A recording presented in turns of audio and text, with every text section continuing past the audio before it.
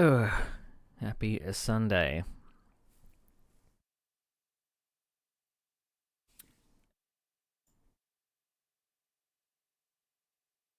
I am just trying to find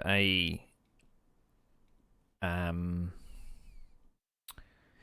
a driver profile.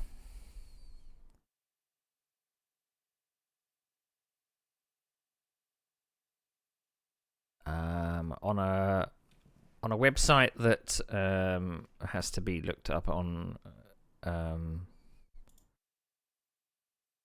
archive. There we go.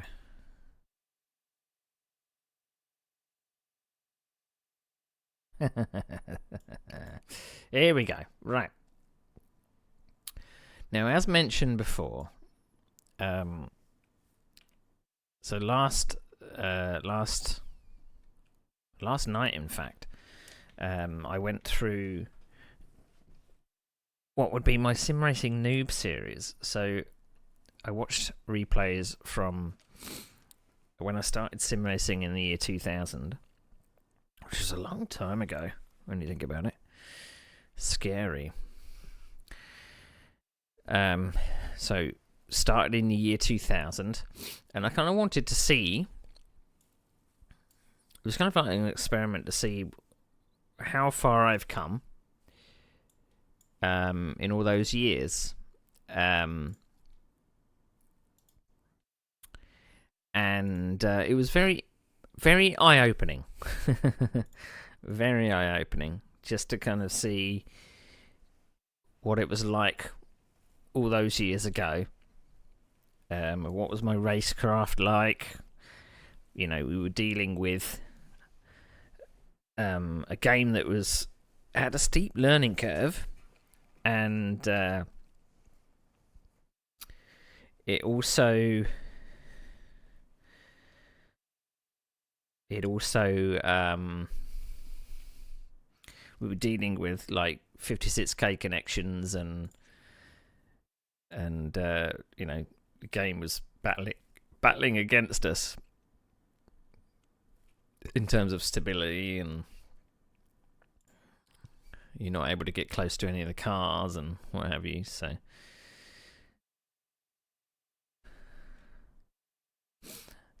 I'm going to need to do a if I can find it.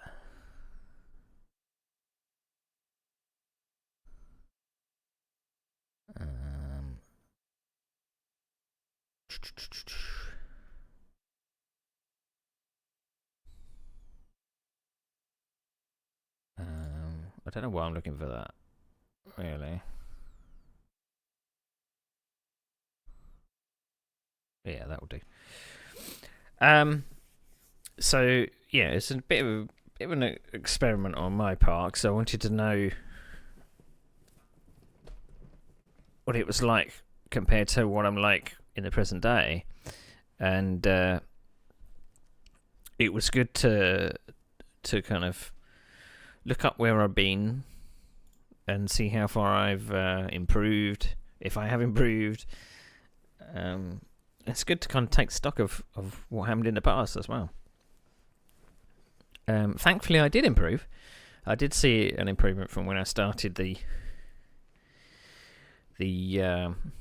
racing to where it ended up. So I competed from season 3 in a league called UK GPL,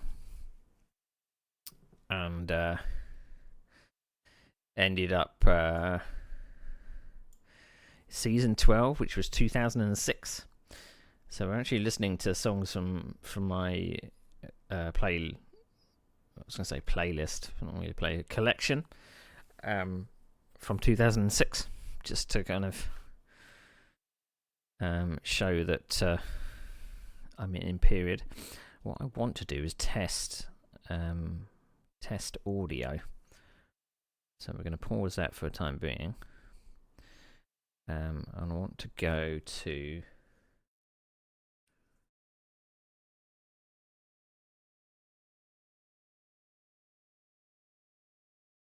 right. So I've got a scene which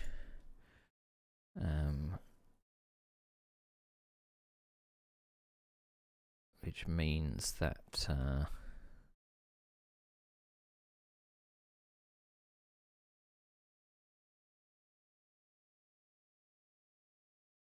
right, good, that works. Good. Right. So as far as nostalgia is concerned, so we left off in the year 2006 with my last season, and I was kind of like, well, the season kind of ended. I wouldn't say under a dark cloud, but it was more like.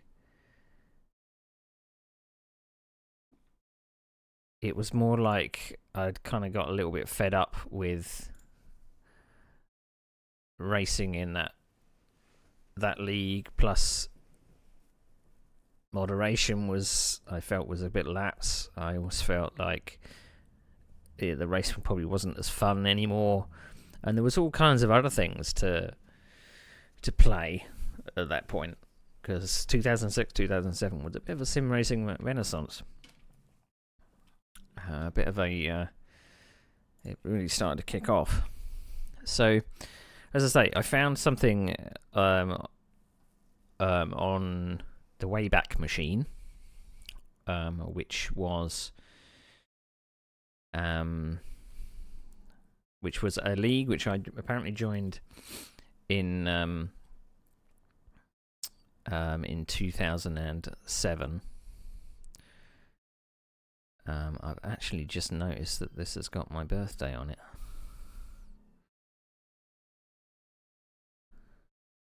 Is that a good thing or a bad thing?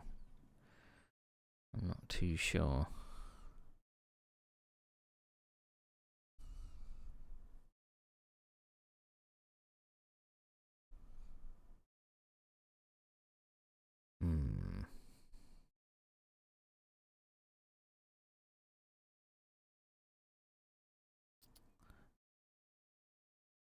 I mean, this is publicly available. It's all archived, so... Nah, screw it. Right, so as I was competing in the UK GPL stuff, I was also competing in a NASCAR league called S-Scores. And S-Scores was a European stock car online racing series. I think that's what it stood for. European Stock Car Online Racing Series. S-Scores. I mistakenly tried to look for scores.com. Don't try looking up scores.com because it's it's kind of related to an escort agency. But scoresracing.com was the thing we were playing with. So we had like the normal stock cars. You had what was the Grand National Series. And you had the truck series. So I was mainly a truck series guy.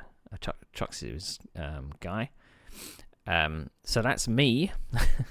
A nice black and white picture of me when I was probably in my 20s, mid-20s. So, as I say, I didn't do all that well in NASCAR.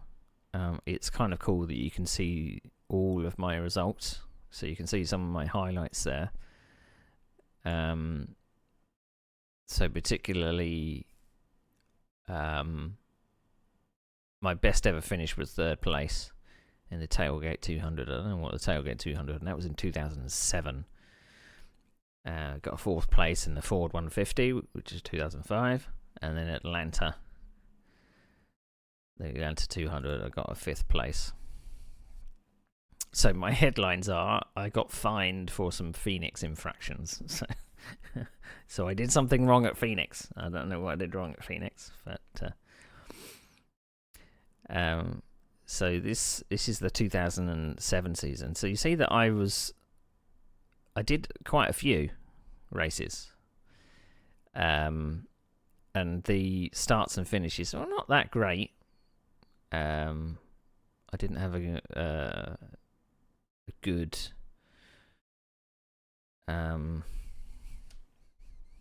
finishing record.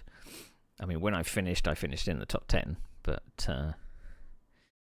So things like starting to 2007, started 19th, ended up 24th rather, and I ended up retiring because the truck was too slow because of damage.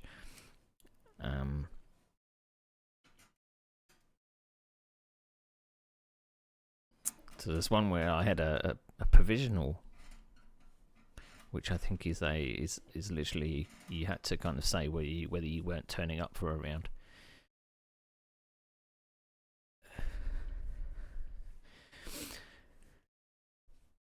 So what was it? The Tailgate 200 was one of the ones that it said that I finished well. There's the Atlanta 200. I don't know if that's going to actually appear if I click on it. Oh, there you go.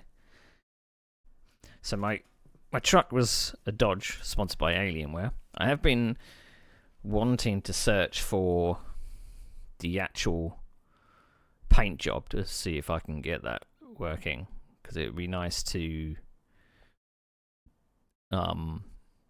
just for nostalgic reasons, just to see it.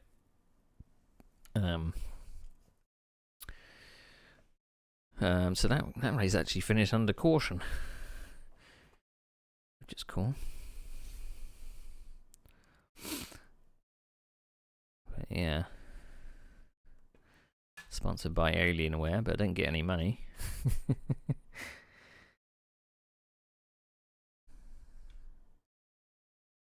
So in some of the contingency awards, there was a couple of races where I got like the highest improving finish award, because I did seem to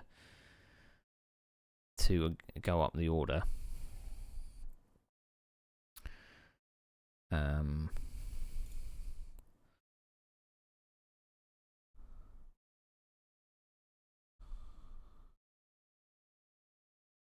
Let's go back to.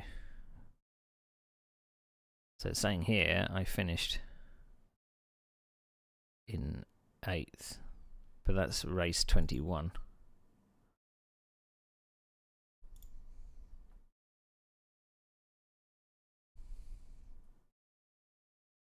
So you can see that the races start right at the bottom, up, down, up, down, up, down, up, down. Not great.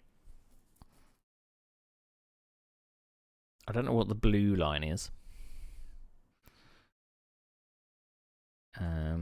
But it kind of made it a bit official that you had this kind of website which looked like an official sports website with all the results and all the news, and you get articles written about you and stuff like that. It made it feel authentic, and you earned virtual money as well.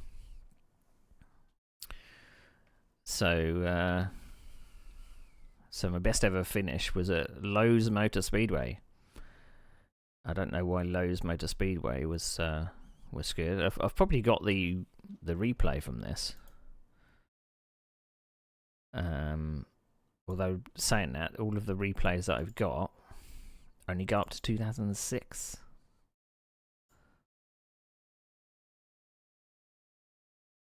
And this is 2007. So I'm wondering whether I did save the stuff from 2007. But there's if you look up and down this list here, there probably are like some sim racers that are still racing. A lot of them aren't. There's a couple of them that I still know. Particularly what would you call him? Team owner, Steve Clays. He now races for real. Normally spot when he's. I think he's actually a driver tutor. He does a lot of driver tutoring over in Spa, in Belgium. But a couple of interesting names there. And that race finished under caution as well. So,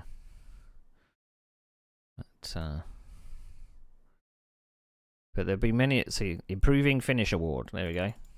I got one of those. Considering I started 19th and ended up 3rd, I think that's pretty good. But it'd be nice to actually find that replay somewhere. I probably got it on a disc or something like that.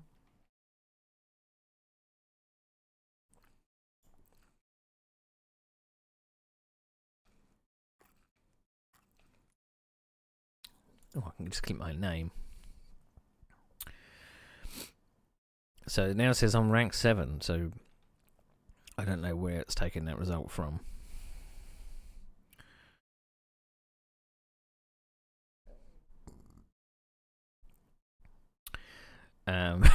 But my last ever race with Escores finished in an engine blow up. So great way to end. I managed 27 laps before my engine blew up. It was probably an accident, to be honest. And I do remember there was a time when we had one of our races. In fact, it might. Well, I don't know if it was this one, but it was at Talladega Super Speedway. It was technically, if you can call it that, televised. And I say that in kind of inverted commas. It was before the days when esports were, YouTube wasn't really a thing.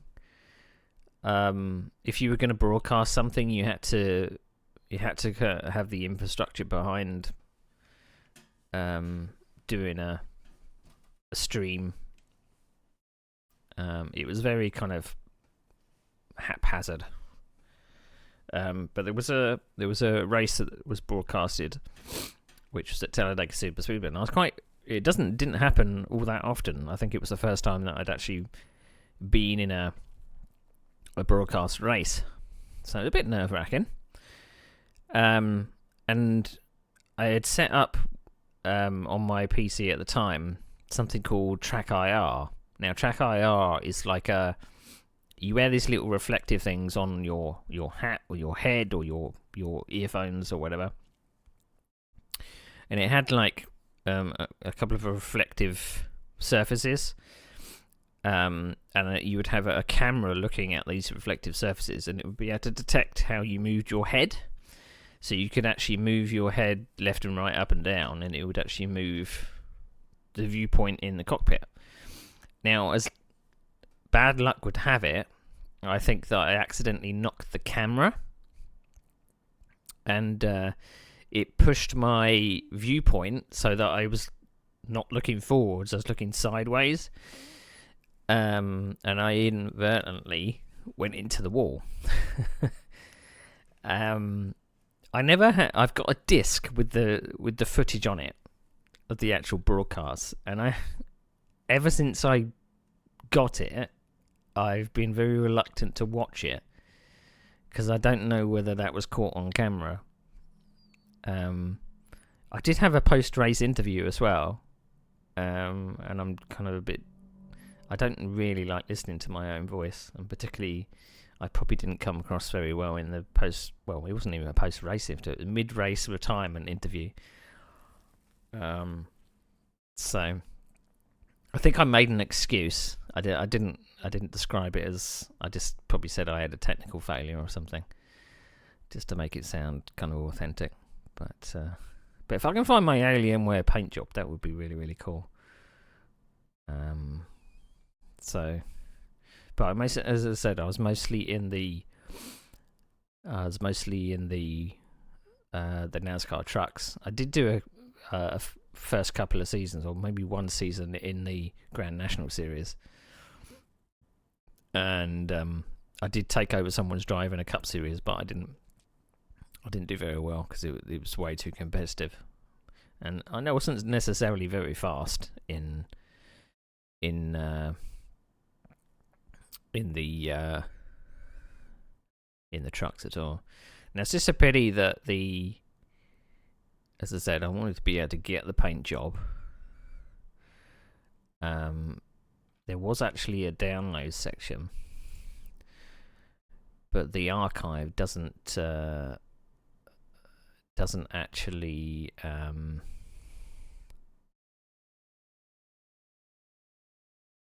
doesn't have these.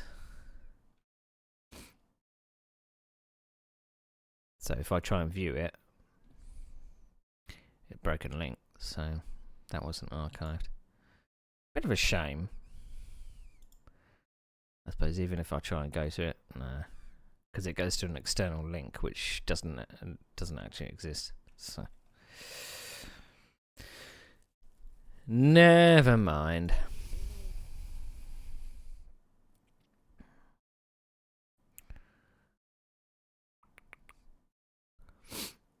Yeah, all of those links didn't get captured. I'm gonna have to, when I archive my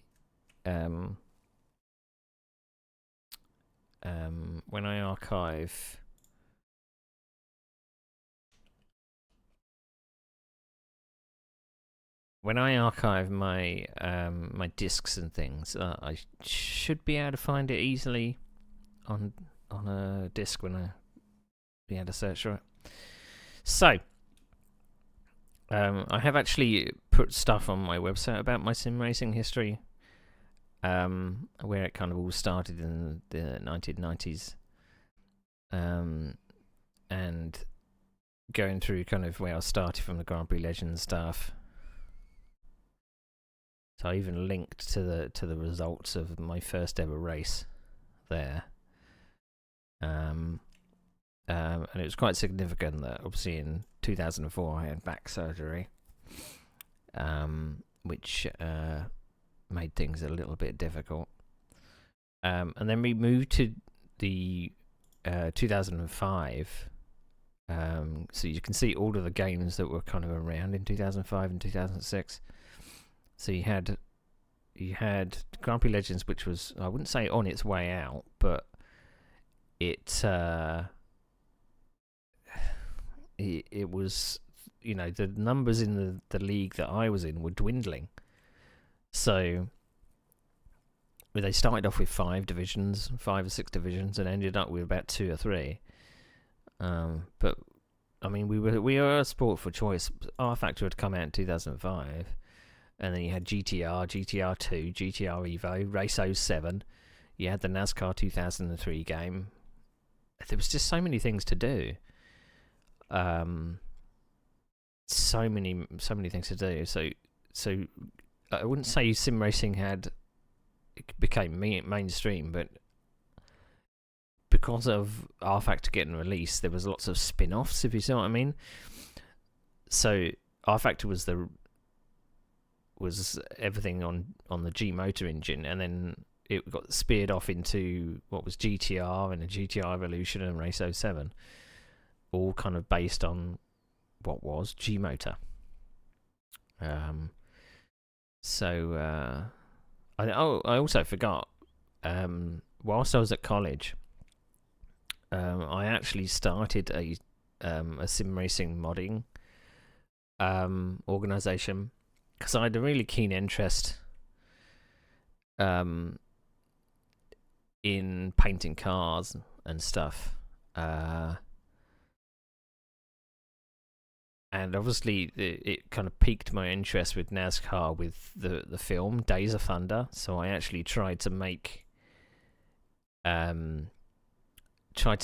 car sets which were very, very kind of matching the season that the film was based on. I can't remember what season it was that it was based on now, but let's see if I can actually find. If I go back to the.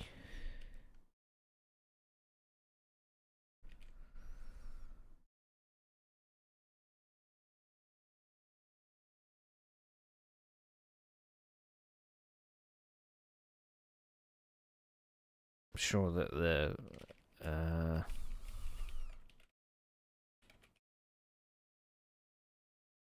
Let's see.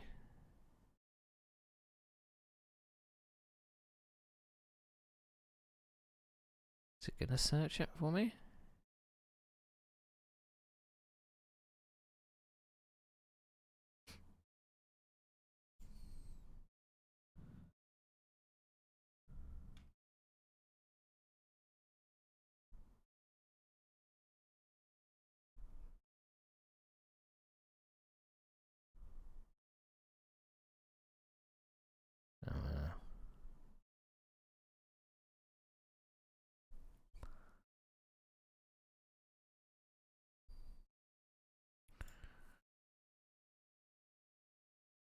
I can show you this actually, I think.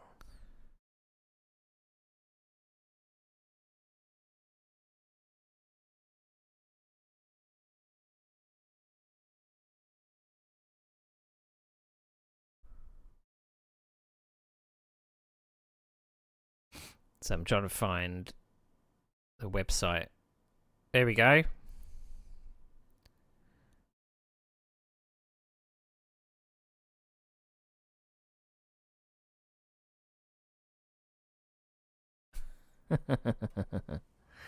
That might have been a bit loud.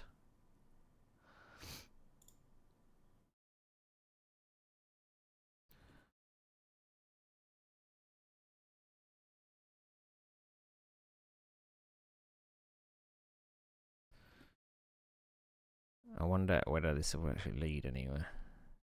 If I try and click on it.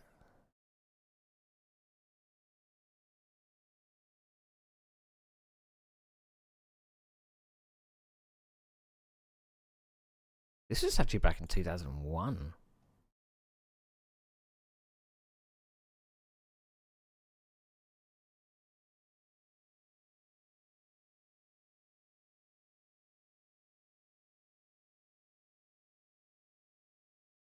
So what's...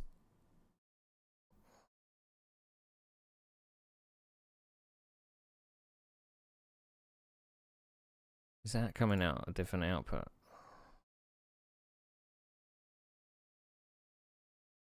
Actually thinking about it, that probably wasn't captured for you, was it?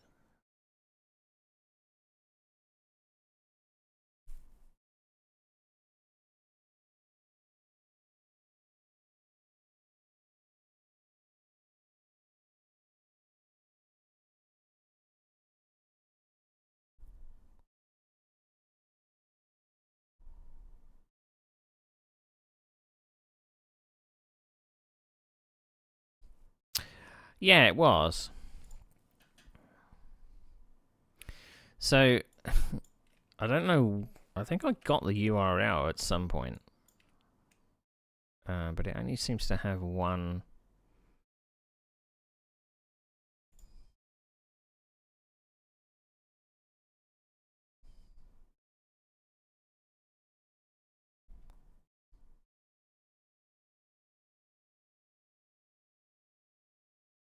So it's got all the graphics and shit in there.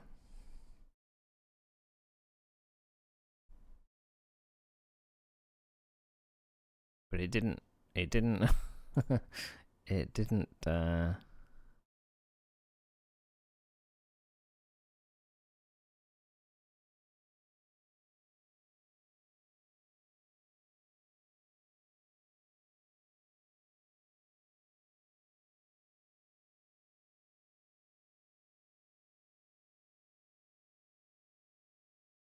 Trying to find the actual.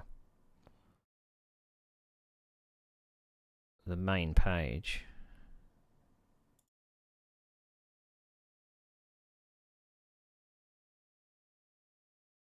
There we go. I've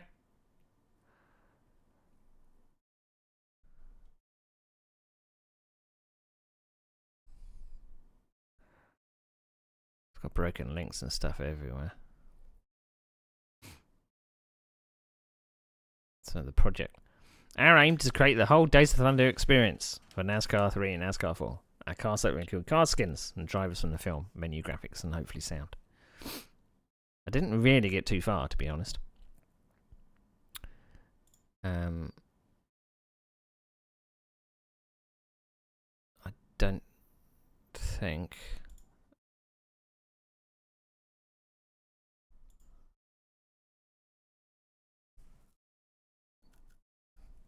I'm guessing I moved all the members stuff to a an off-site thing, which had all the cars and stuff in it.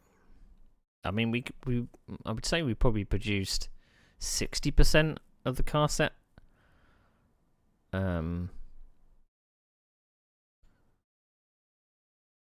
Yeah, so Yahoo groups don't exist now. So if we have a look at the cars menu, this would be funny if this comes up.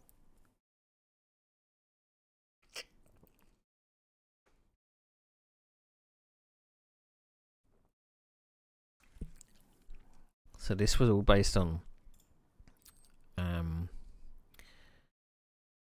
Here we go.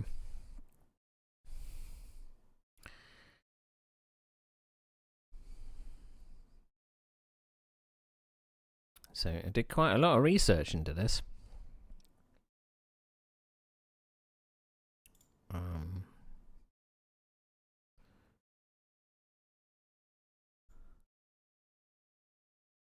There was supposed to be a car in there.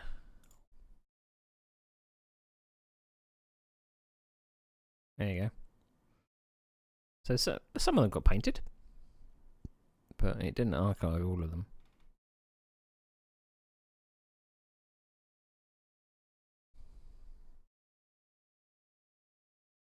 And we started using NASCAR 4, but I think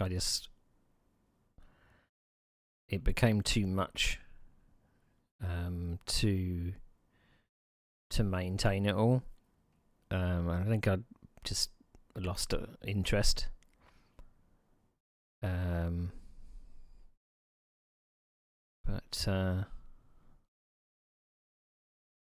yeah, I'm glad that the web archive actually exists. Otherwise, I mean, I would have probably got sued, to be honest, because I'm using all the logos from the film and everything. I would be very surprised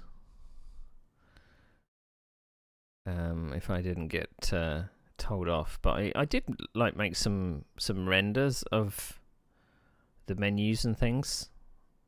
It never actually got into the game, but I did start making menus for the thing. So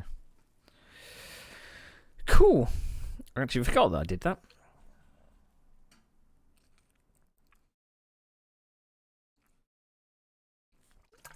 So there's something I wanted to share with you, of stuff that I started doing in 2005, 2006, and kind of onwards, which was I started around the time when I was starting league racing with R Factor.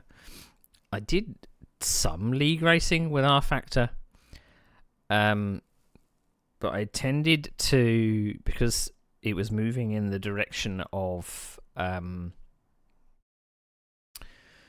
wouldn't say esports, but it was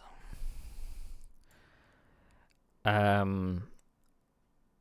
mean, streaming wasn't really a thing, but the league that I was involved in started streaming their races, and so it was kind of on the cusp of what would be the esports and the streaming era. And we had the facility to kind of stream to a kind of a very small audience, and we ended up kind of trying to present it as an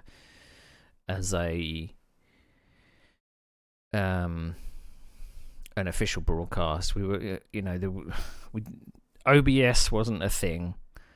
We didn't have that facility. We were using workarounds to be able to show videos and intros and stuff on screen. But it really there was a spark that happened in my brain, where I could kind of flex my creative muscle, because I had a bit of a background in creating graphics, videos, a little bit of editing. That was what I did for work in the early 2000s. So it scratched an itch. And I was also what would probably be referred to as a broadcast director back then. I don't know why I didn't go into it as a career, because it is a thing now. It is a bit of a thing now with esports and what have you. So it flexed my creative muscles. So I tried to present races as if they were proper broadcast races, and I was able to find some of my archived videos and put them up on YouTube. And I'll show you one of my intros videos for the first ever season that I did an intro for, which was what was referred to as the Gentleman's Racing Club, but it's actually GRC. That's what it was. That's what it was referred to as. So hopefully this is not too loud when I play it. But this is the first intro I made.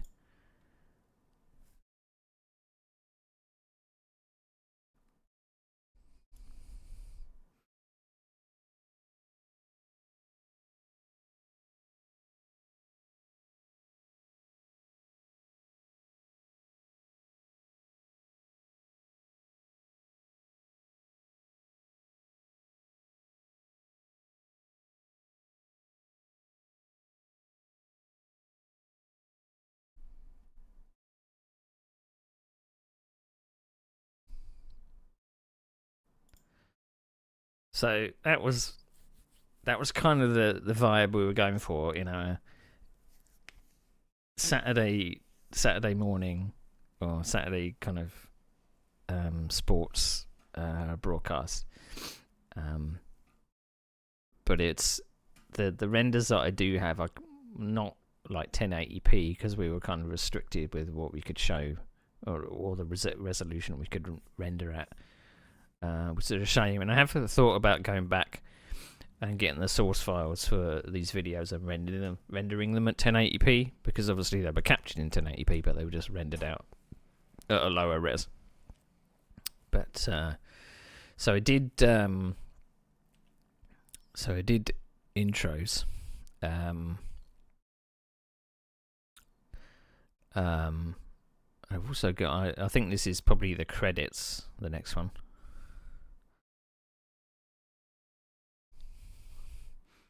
Or it might be the same one.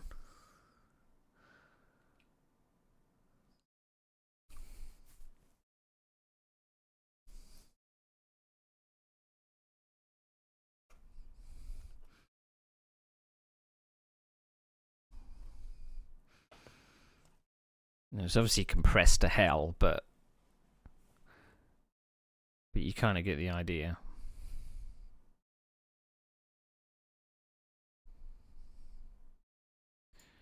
I don't know why I've got them twice, because that's literally two separate videos. Odd. And I also experimented with the presentation of stuff. So we had like full commentary and like a proper intro and driver introductions and stuff like that. And I kind of wanted to present it in a way that it looked like a TV program. So we actually had commentary from a guy called Jack Nicholls. Now, if anyone knows Formula E, Jack Nicholls actually progressed into doing it for work. He was so good that he started off in sim racing, but he commentates on real world racing now. I believe he commentated on the it might be the Super Trofeo. Can't remember, but he does proper stuff now. So the music is this royalty-free stuff that I found on YouTube.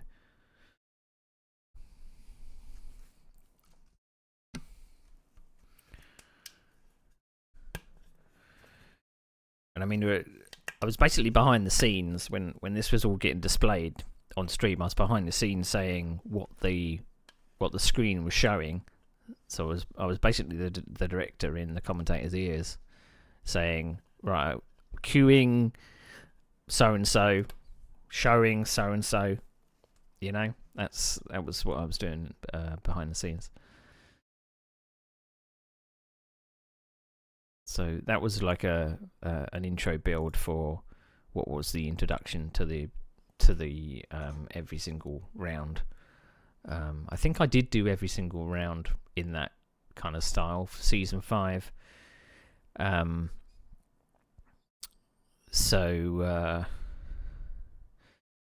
yeah, and what also happened as well was I was able to turn around some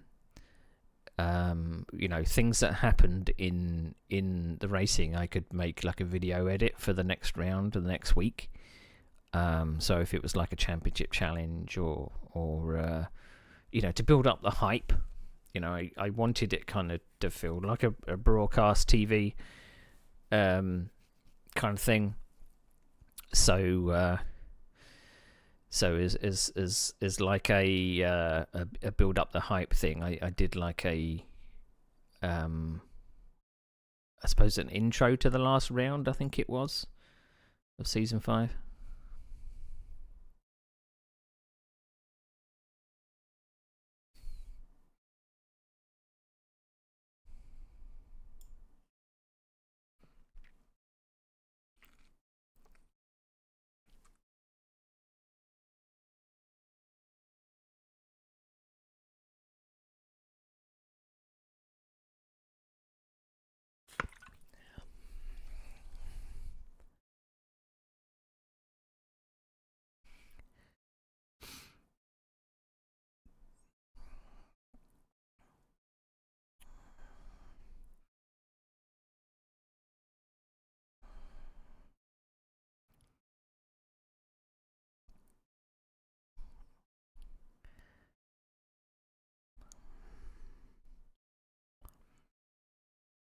Now, all of this was obviously not how the game technically looked. I was doing a lot of manual camera work to make it look like it was TV footage. Took a lot of work. I mean, all like the kind of the following the cars and stuff, that was all done by hand.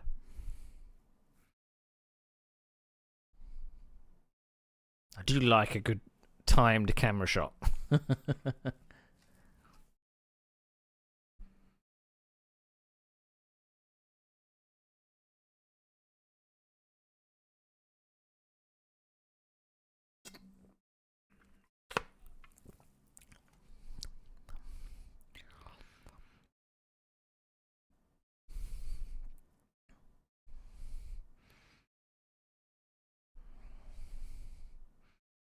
But this was basically to show that there was actually a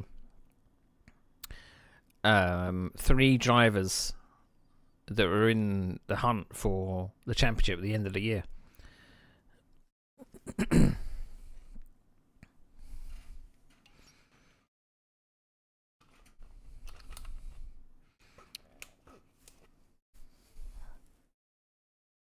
this was the video package that played at the end to kind of show this is what happened. This is a review of the season, basically.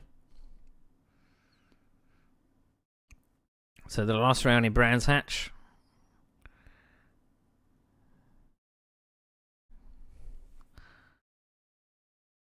All came down to the wire.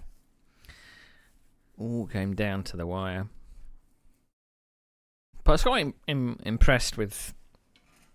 I got a few compliments on what was my video production.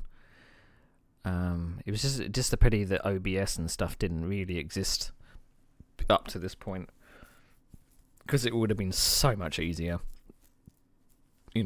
Camera switching and games switching and scene switching and stuff like that. It's just a piece of piss now. Whereas back then we had to use I believe someone, I believe the company or the organisation that we were using back then was called Pro Sim Racing. I don't know if they actually progressed into proper esports later on, but they were using a real kind of hack together way of camera switching and stuff. And I mean, I don't know how I did it back then. I was basically working on a little bit of a delay.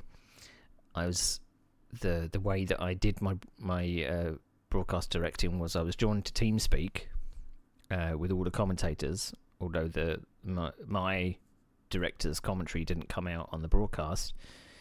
But I was basically dialed in via virtual desktop to a machine in the US, and then I was controlling their PC with all of the stuff on it. So I was basically controlling their game to switch cameras, and then from their PC it was getting broadcast to the world. So it was a it was a bit of a hack together system, but we somehow made it work. Somehow. So we went to season 6 where I kind of expanded on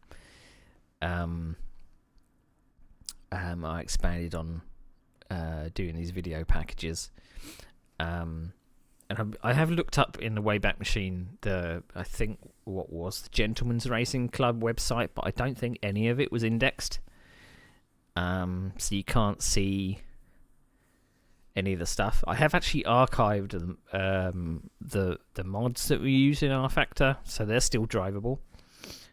So they made their the league actually made their own mods or modified their own mods for league purposes. Put their own kind of the branding on their on the barriers and stuff like that to make it seem kind of authentic. And I mean it's a no-brainer now. That's something that happens. Just every league does that now. So at the time it seemed like we were breaking ground, if you see what I mean. So it was rather cool. So went into season 6, and I did a new intro.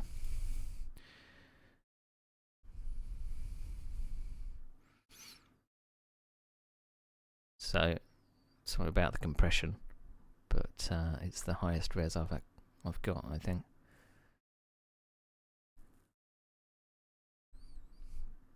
So I made it a bit moodier. This one didn't actually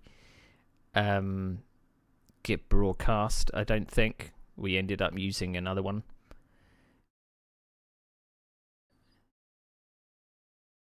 With a different song and a different edit.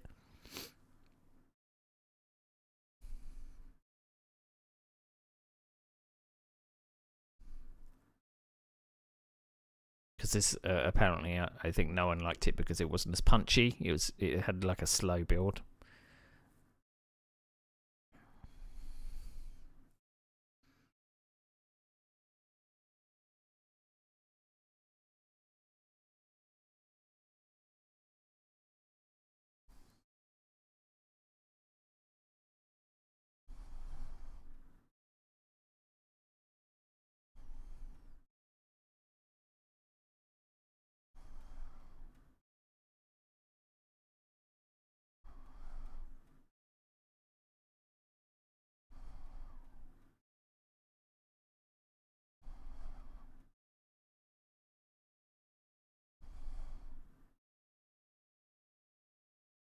So what I was kind of impressed was the timing to the music. I picked shots specifically that reference what was happening in the music at the time. So you might have noticed that some of the shots, when you hear the cello kind of whine a bit, the cars kind of coming out of shot.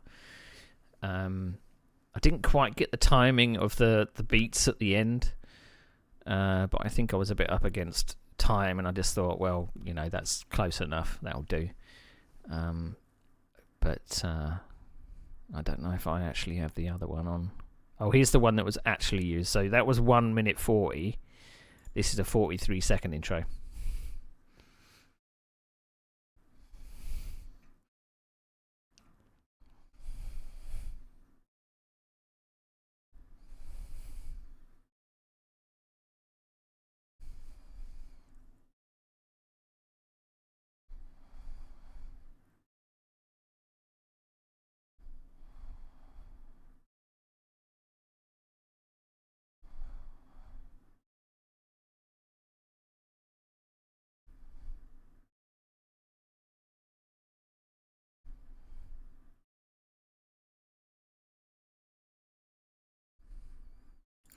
So it wasn't.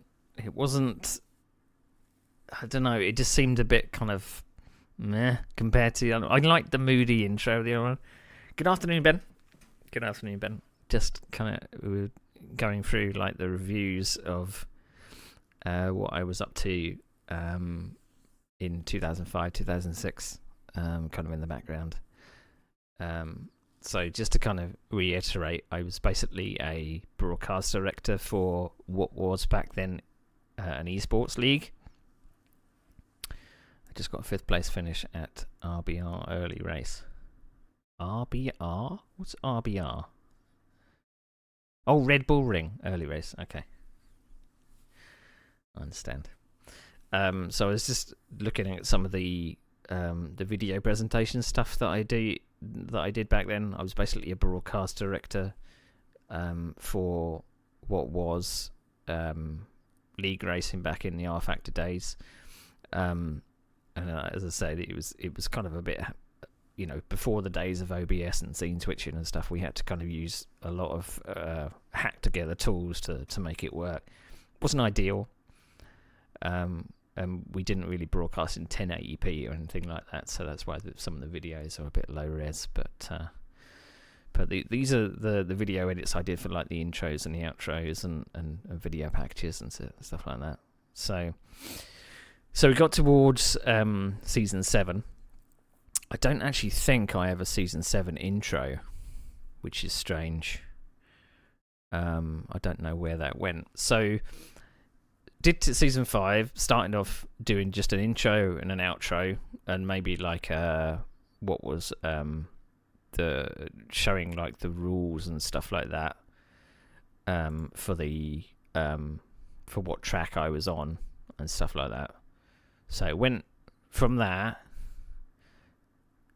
and it headed towards like video edits for kind of reviewing stuff that went on. So I did season 5, did season 6, and then season 7 came around, and I was kind of,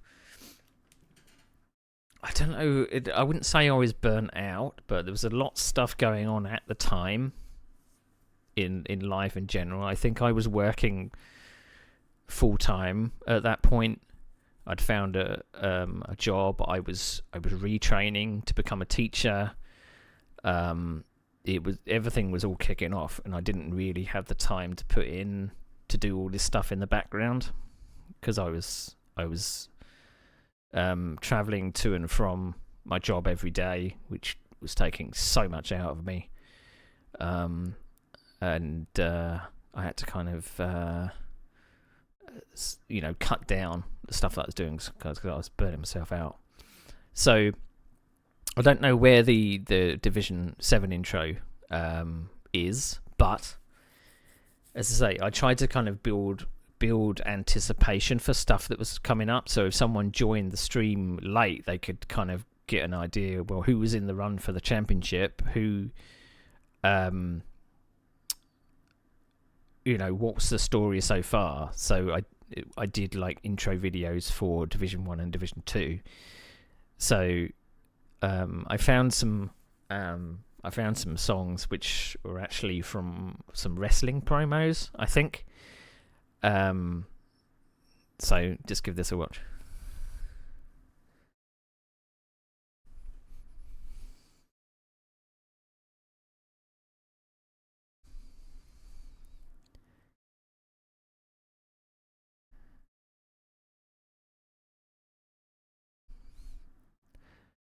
So this is when it gets kind of a bit kind of moody, and I started putting slow-mos and stuff in it.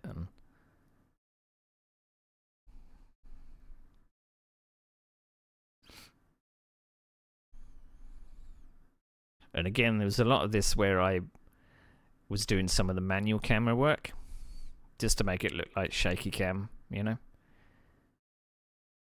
But the footage could have been a lot smoother the way it was rendered.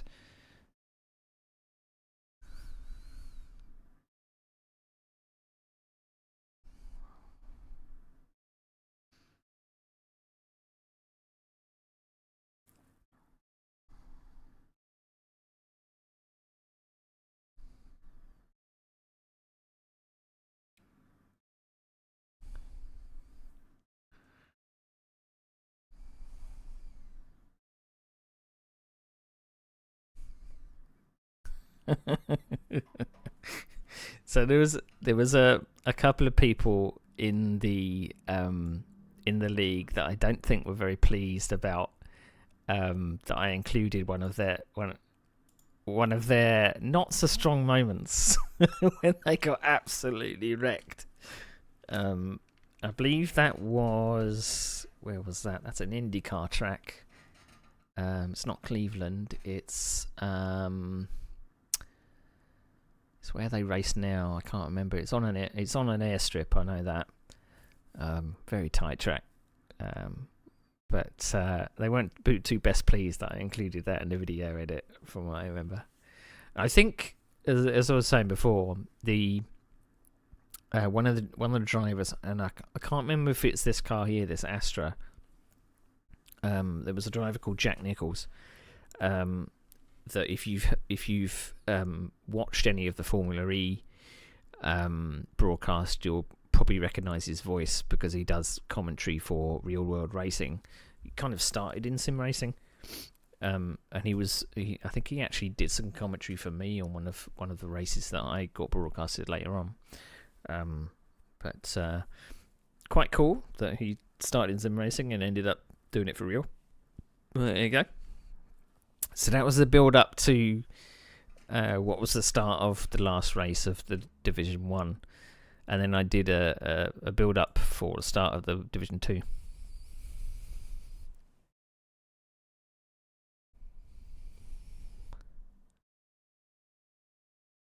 So I did all of the 3D work and stuff for this. I might have used like some library footage for some of those background bits, but the rest of it was me.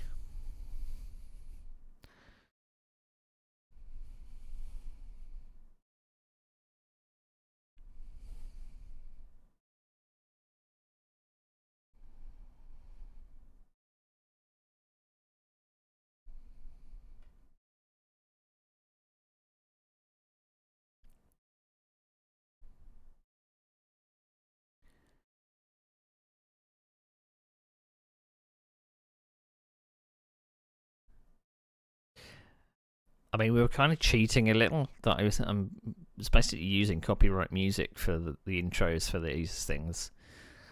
Content ID wasn't really a thing because YouTube didn't exist, or it was very in its infancy when all of this stuff was coming out.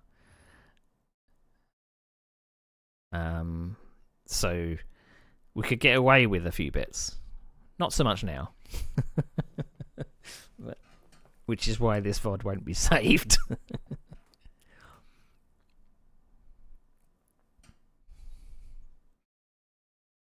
I do like me a good slow-mo.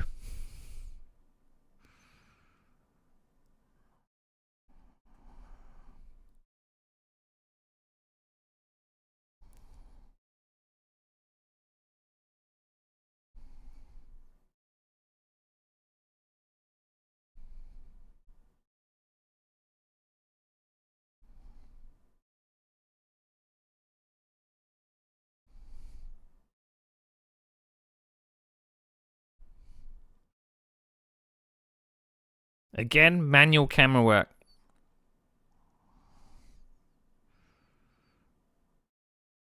Just to make it look like it was a proper broadcast.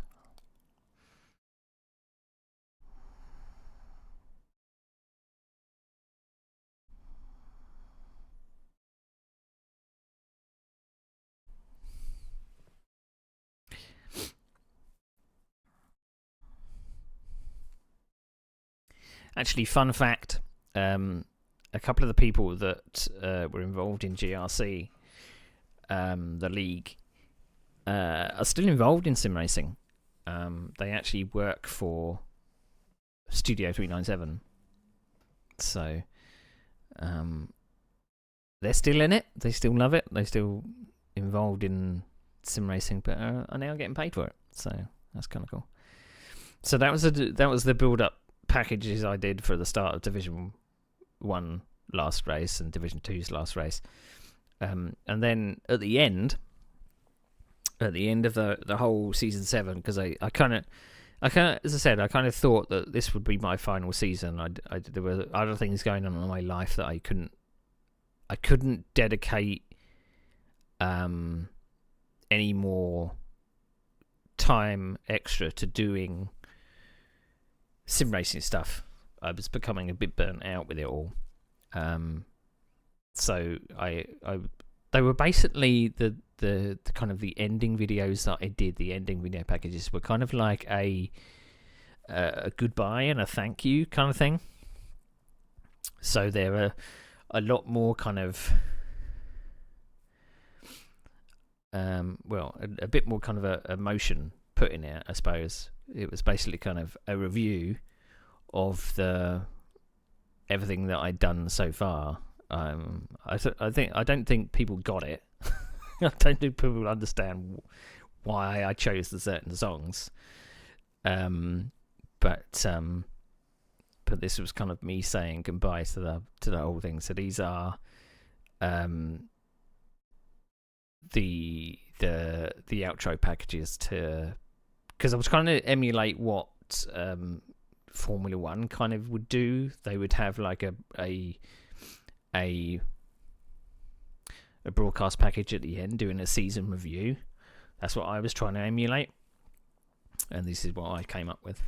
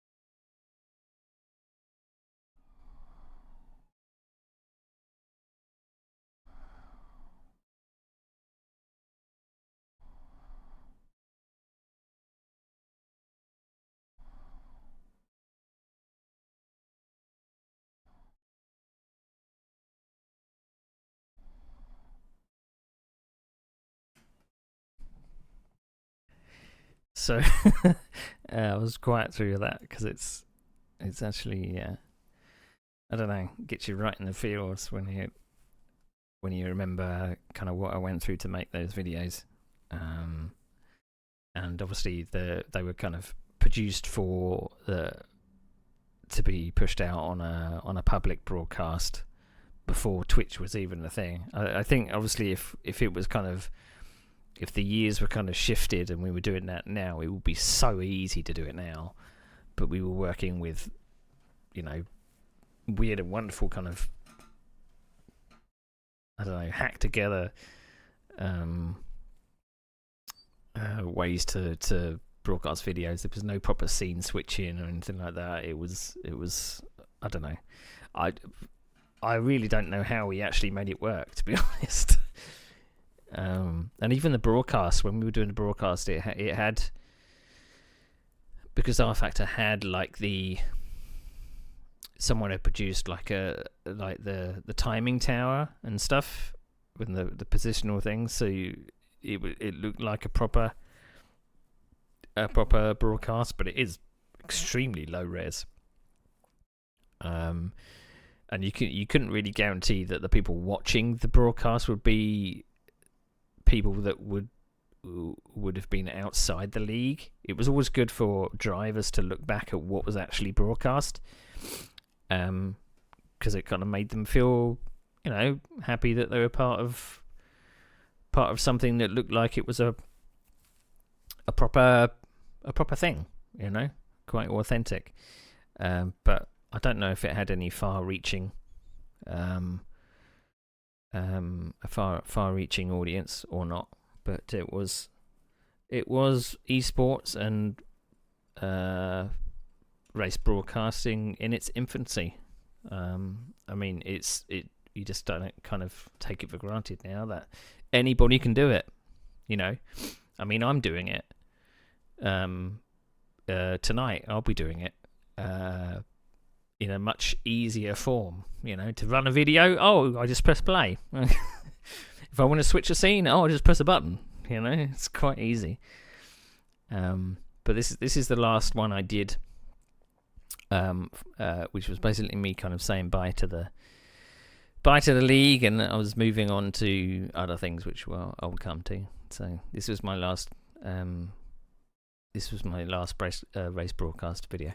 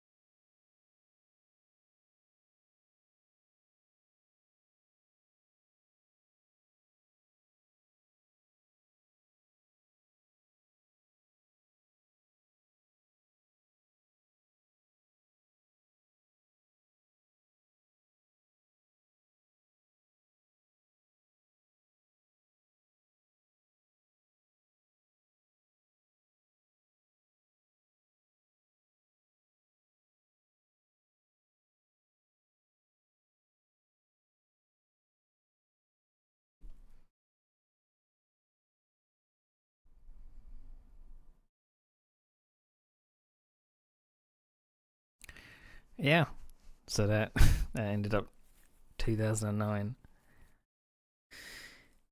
2009, gosh, all those years ago.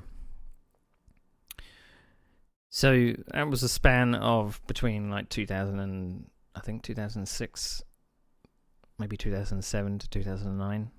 But there's also other things that I was doing at the time. So my focus was kind of coming away from sim racing. And I basically kind of said in my little intro thing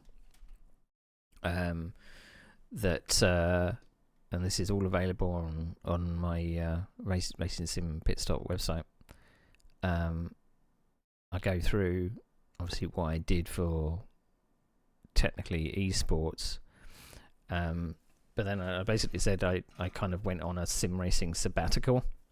There was some other interests that I had that I felt I wanted to or needed to do before I lost the chance. But yeah, I'm gonna take a little bit of a toilet break, and I'll be back to show you what I mean by my sim racing sabbatical. Hopefully it won't be too emotional. Right, so I know my dates are a little kind of all over the place. So 2006, 2007 was obviously when I ended playing UK GPL, and my interests moved to all the other sims and stuff like that. And obviously getting involved in what was the precursor to sim racing esports broadcasts and stuff like that, but in its infancy, it was never really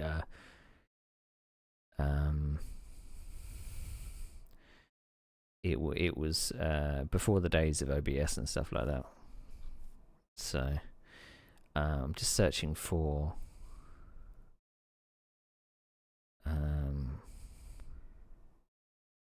can't find something. I was looking for something to which would help me get my dates right a bit.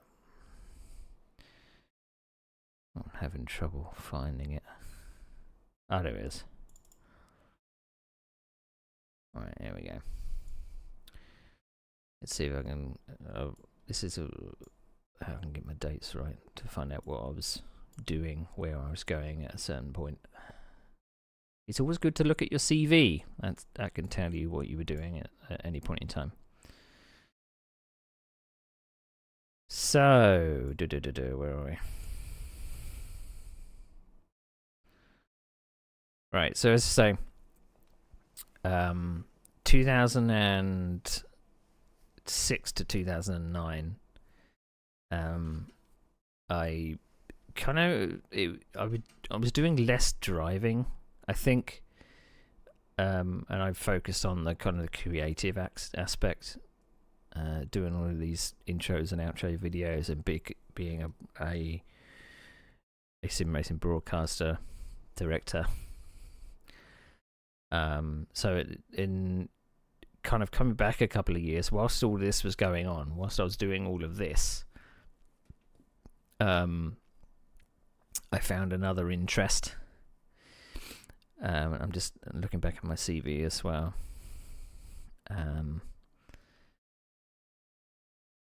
So as I said, after when I finished UK GPL, I'd been unemployed for quite a while. I got made redundant at the end of 2005, and it took me so long to find new work. I was unemployed for about a couple of years, I think. It says on my CV it's January 2007 is when I found my new job. And I'd come out of the job that I'd been in for 4 years or so, 4.5 years.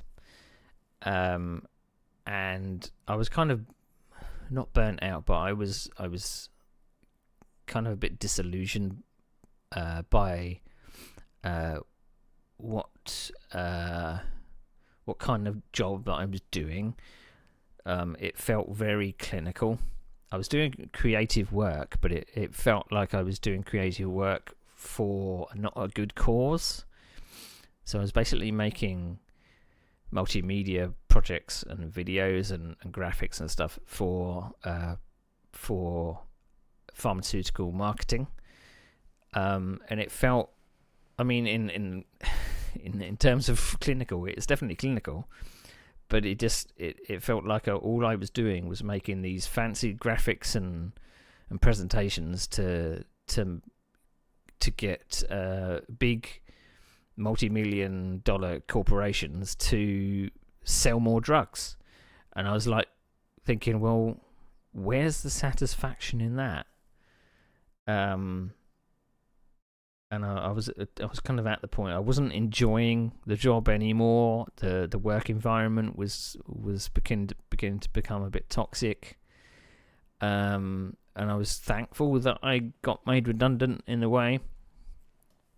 Even though it was very difficult, I was thankful that I got made redundant and could kind of. I switched gears. I basically came to a midlife crisis, maybe. I found a turning point, and I decided to switch careers to something which would help people. Now, I've never really been a people person. I'm very introverted. I tend to favour things which I'm not the focus. So to switch careers and do something which was people focused, going into teaching, was completely out of my comfort zone. But I felt I needed to do it. I wanted to find some sort of fulfillment in my career. So thinking that's when I was always looking for something else.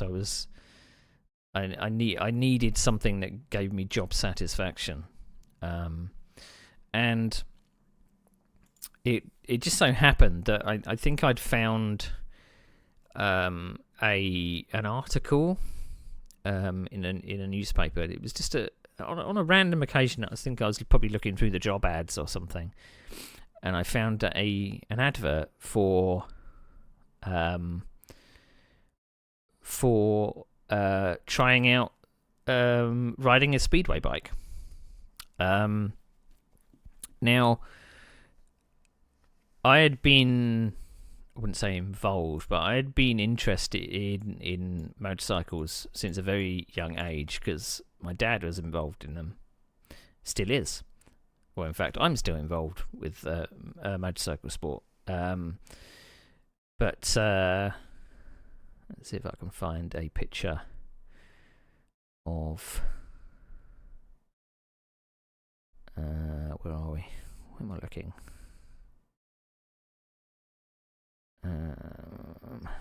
Photos.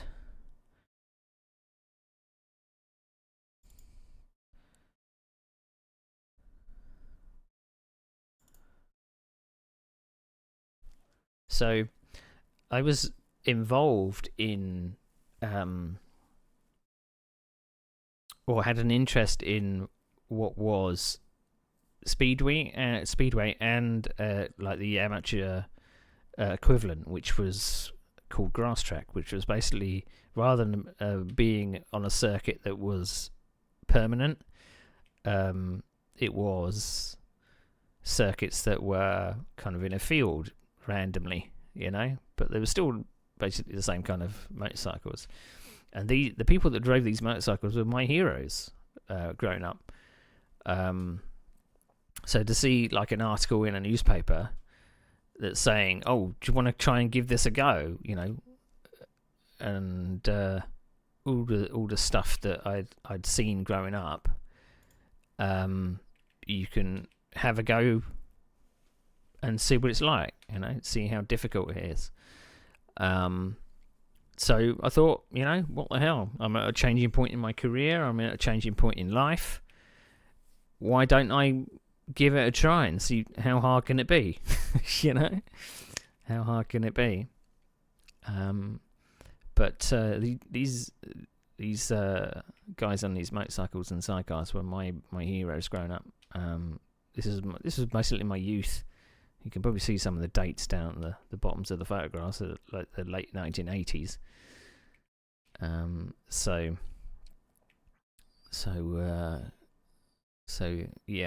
pop stars and things weren't my heroes. It was guys on motorcycles throwing themselves around a track. that was my thing back then. So I said to myself, well, I've never driven a car, never driven a motorbike. I think at that point I hadn't even driven a quad bike or a kart. So I had no kind of previous experience of driving anything motorized at all. So this was kind of completely, again, out of my comfort zone, but something I felt, well, why don't I give it a go? What's the worst that can happen? So I started riding. And I know it says 2008 then, but it basically from the beginning of this random day in 2007. It was July, and obviously if you know the UK in July, it's bloody hot in July. So I went to one of what was my local speedway track on one of the hottest days of the year to find out how to ride a motorcycle. And this kind of led me down a path which I'll get to, I suppose. So I ended up I'll explain a bit later on, but I did like a review of all of my exploits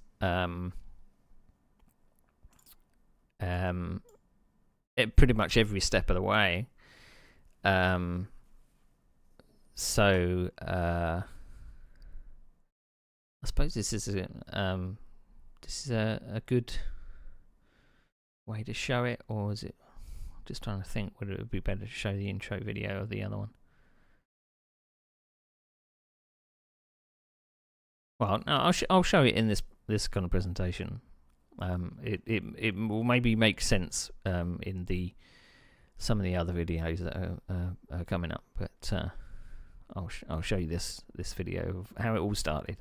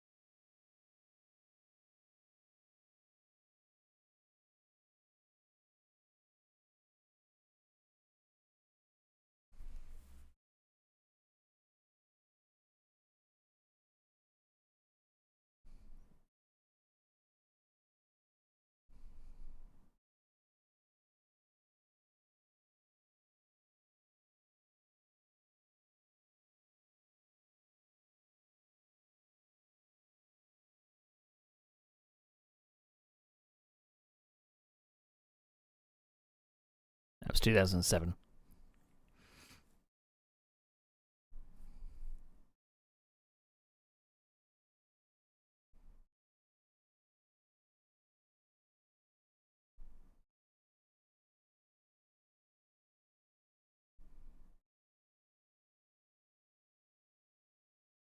So I got the date wrong, but 2007 was when it actually started. So I did one day in 2007. I think that's actually presented in the next video, where I was basically, they called it a corporate day because it was kind of like the equivalent of people hiring carts, I suppose, but instead they were hiring speedway bikes. So I turned up on my own, and there was another load of people that turned up on the day that were all together. So it was kind of a bit weird. I was kind of not excluded, but it was kind of difficult to be the only one that had turned up by myself. We may obviously had different reasons for turning up. So as I say, this was something that I felt like I wanted to give it a try before I didn't have the opportunity to do it again, because I felt like obviously getting older and a little bit weaker, and I would regret it if I didn't take the opportunity. So I had to kind of say, let's give it a go and see what happens. So it led to a hot day on 2007, and there was another. I think I'd then after that, because I was probably busy with work and everything. My teaching career was taking off a bit. I was so occupied with becoming a tutor and stuff like that. I actually lost. I did train as a teacher around, I think it was 2008, whilst I was working, because you had to be working and training at the same time. That was one of the requirements. So you had to. You were basically teaching and learning about teaching while you were teaching. It was just the way they did it. So in 2008, and obviously it was obviously very difficult. I had to literally go back to school. It was obviously adult education, but I had to literally go back to school to learn how to write essays and stuff like that. And I'm not very academic, turns out. I don't like essays. But I would eventually get made redundant, as luck would have it, or unluck, I suppose, would have it. I basically got made redundant from one of the teaching jobs, and then had to try and find another teaching job quite quickly around my local area, and I was able to do that. So yeah, I basically became a computer skills tutor, from I think last 10 years. I would kind of class myself as a computer tutor. So for 2009 to about 2019, something like that. So I remember I said about the sim racing and esports and the doing the broadcast directing. It kind of flexed a creative muscle, and obviously this fed into how I was kind of presenting what I was doing with Speedway as well. I wanted to document it, because I didn't want to just keep the memory. I wanted to actually either just for my own purpose, which mainly it was mainly to kind of say, look, I did this. Look, I did, I'm doing something completely out of my comfort zone, and And I've looked back at these videos many times to kind of say, I did do that. That was me. I did all that. So, yeah. So have a look at the next video, which is basically taking my journey from when I can start from the beginning up to, in this case, 2009, and you'll see what happens.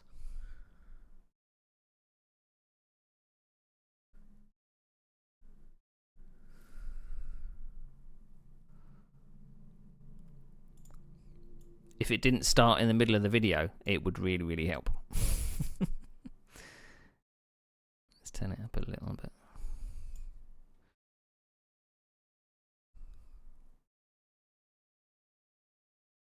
And yes, I did have long hair at that point. That's me on the right.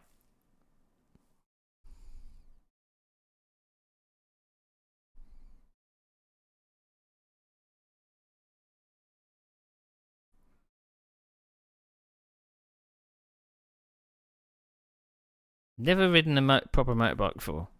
At all. And this was my first ever time riding a 500cc motorcycle.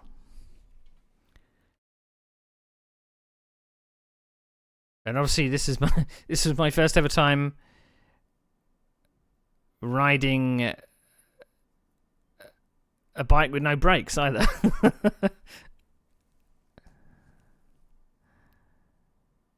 Scary doesn't put it into perspective.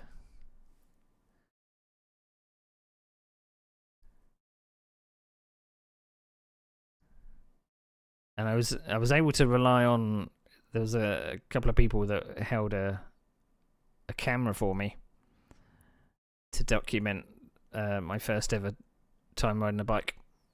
So I'm really thankful that they did that for me.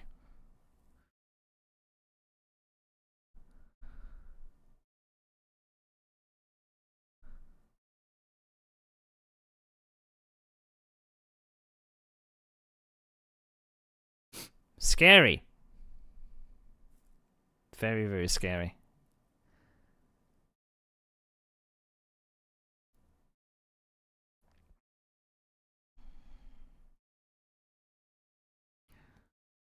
So you see how warm it is? How sunny it is?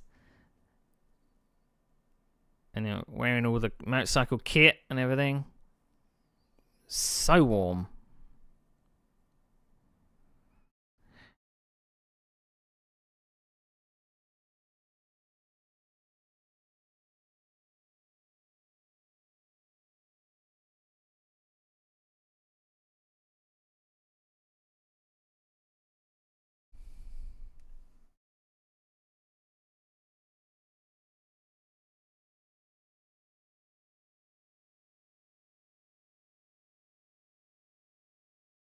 Sweaty.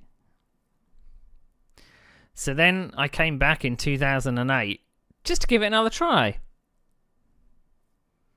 But this time it was blisteringly cold. They had to actually defrost the track because the track was icy. It was a little bit muddy. And this time it was my dad filming. And then I kind of came back the next summer. Now with all of my own equipment, so I wasn't borrowing stuff, and I kind of thought, let's give this a proper go. 2009, it was addictive. I know it's going around in circles, but it was kind of like the sense of achievement of getting faster, trusting your body, doing something completely out of my comfort zone.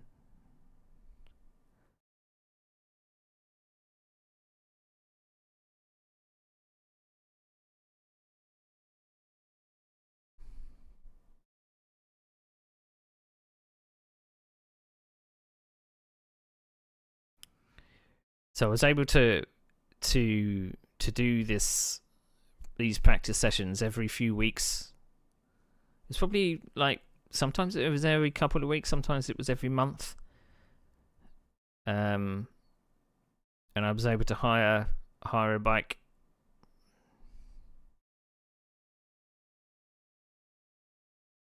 So you see how more confident I was getting.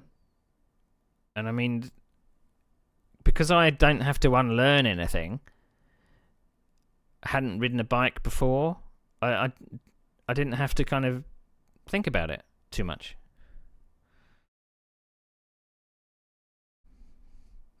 So now in July 2009.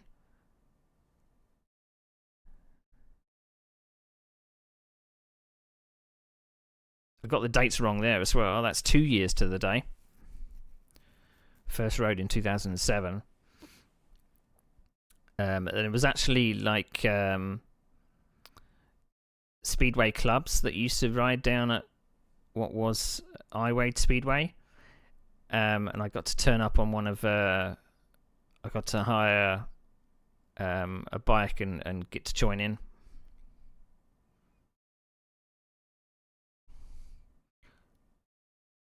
Oopsie daisy.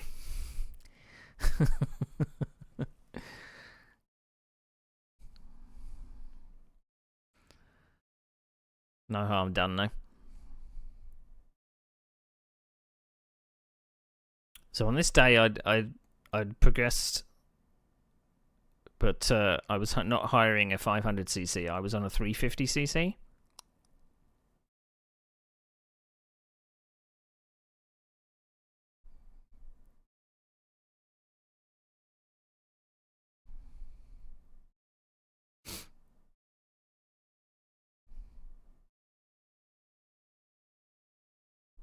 So by this point, I think I had my own boots, helmet and gloves, but I was still hiring the race suit, or the trousers and the shirt. I can't remember if I had my own armor at this point, body armor, probably.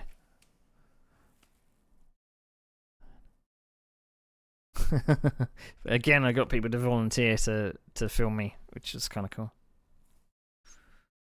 I think at this point I was still using a camera which had tapes in it, so it was a DV camera.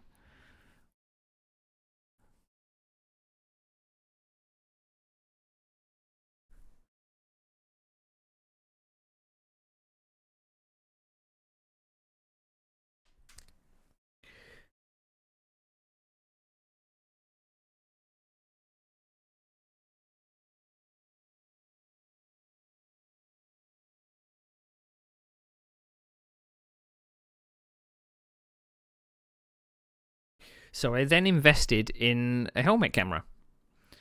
Rather than, because I always felt really bad handing my camera to somebody, and then so I decided to do it myself. So that's a camera strapped to my, I think it's my goggle strap.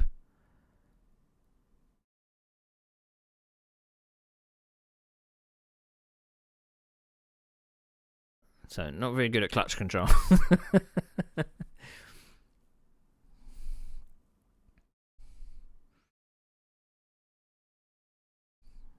So it kind of gives you a good idea of what I had to go through to ride.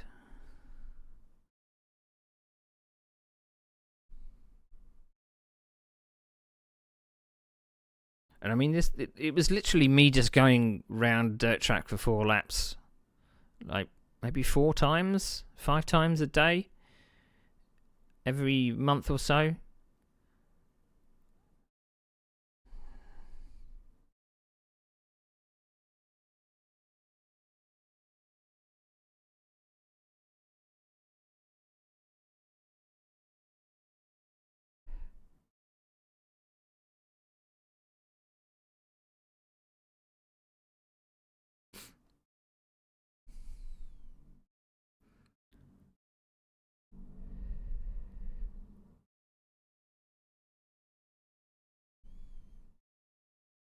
I mean, it's so easy to well, it was for me anyway. It's so easy to doubt myself and my ability, because just in general, having to second guess what my body can do.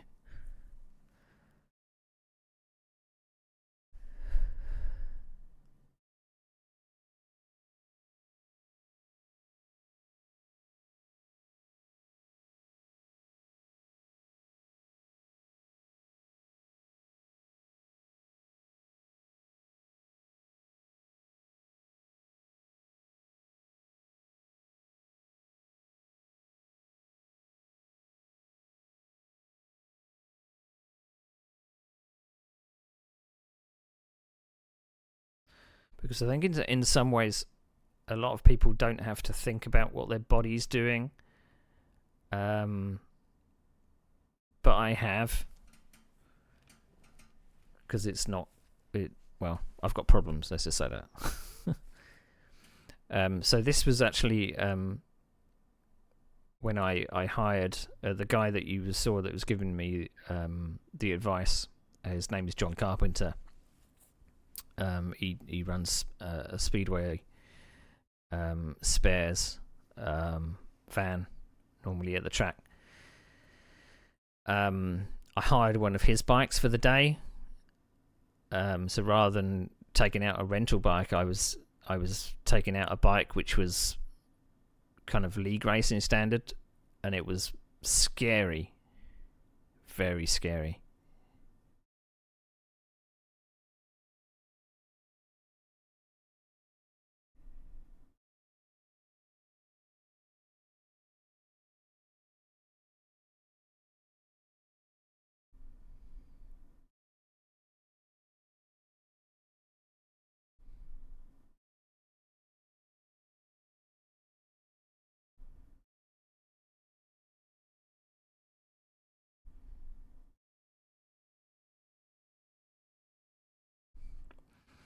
And you think about these bikes as well, they can, in the right hands,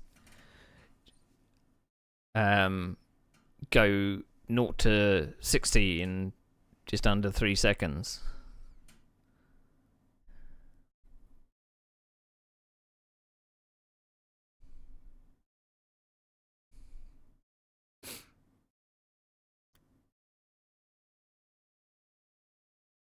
So it was a lot of the time mainly a sense of achievement, and it got me out as well. It got me out from behind the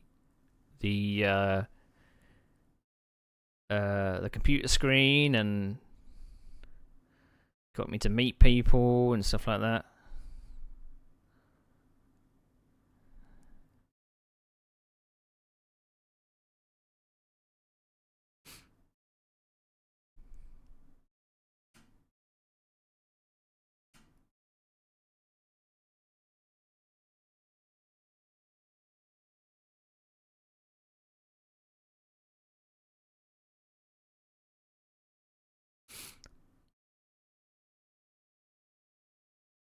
So I don't know if it's deceptive or not, but the footage definitely, you can see that it makes the sense of speed is quicker.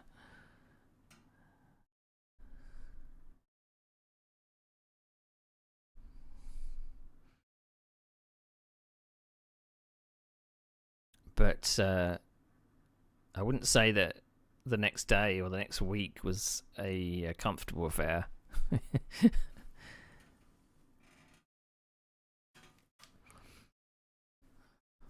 It's well, it was kind of going to the gym when you hadn't been to the gym. I was using muscles that I didn't know I had.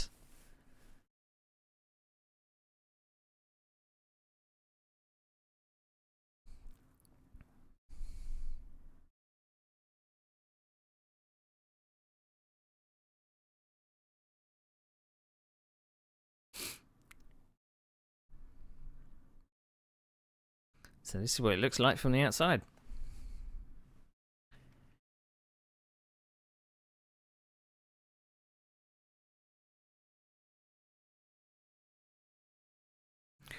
So it's a lot of like mind over matter as well. You have to trust that the bike is going to do what you want it to.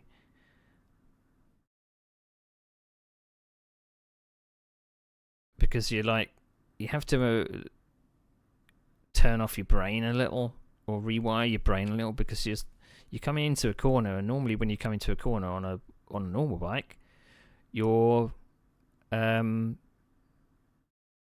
shutting off the throttle, but with Speedway, you've actually got to open it.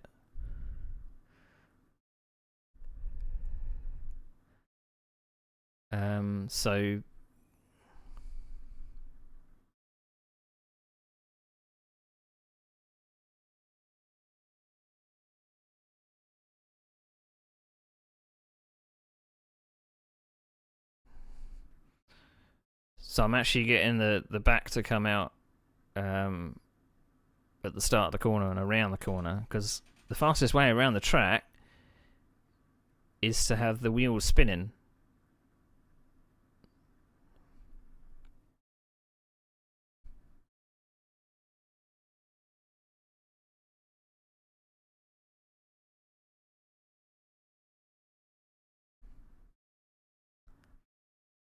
So I was practicing going from the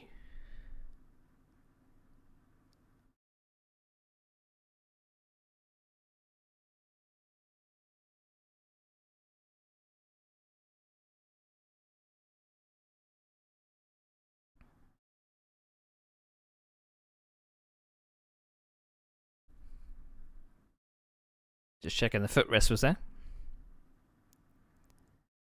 because you basically need, off the start, you need the wheels spinning, and it constantly needs to keep spinning between traction and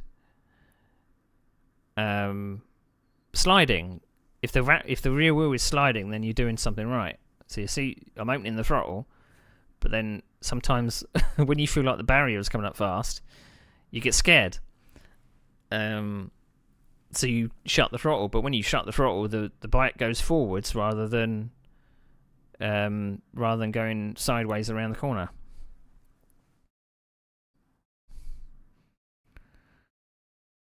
So it's now the 13th of December 2009. So see, it's a little bit wet. It's a little bit wet. And a little bit cold.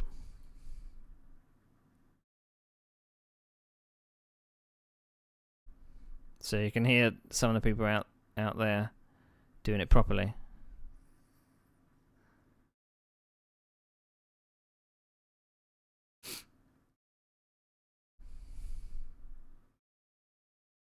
Definitely quicker than before.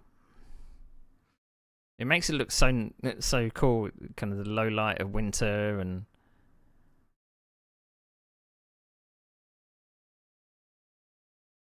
getting out in the mud, and it was sometimes a bit the camera's all fogged up. I mean, when the engines are cold, it's very hard to get them started as well.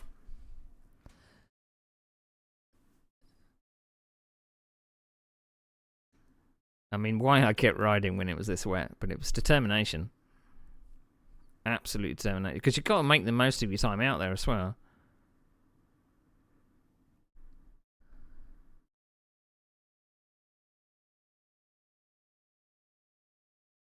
But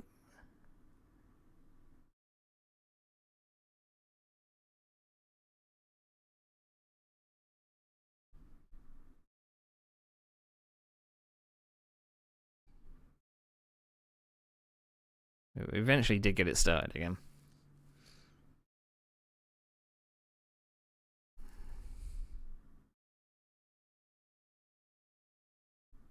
So a lot of people were not going out on track, and I kind of wondered why.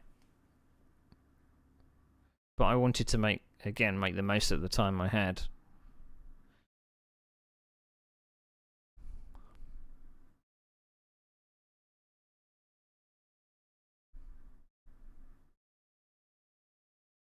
Because the wetter it got, the harder it was to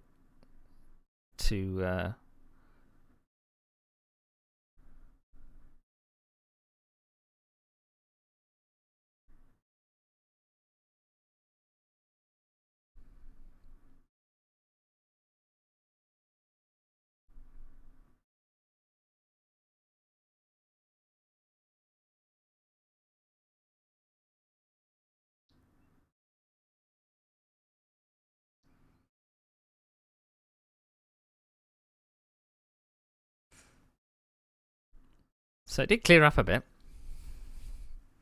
But you still have the track is still wet. There's a few puddles out there, and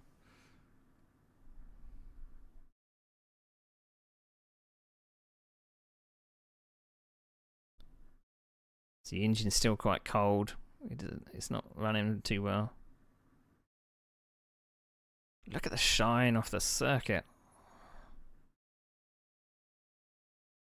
I kind of thought that it would be easier because it's wet, that it's easier to get the rear end to slide out.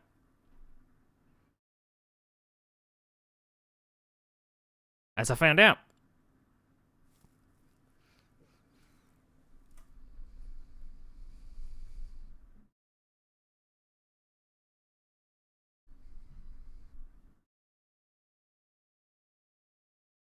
So basically, well, I wouldn't say high-sided it, but I...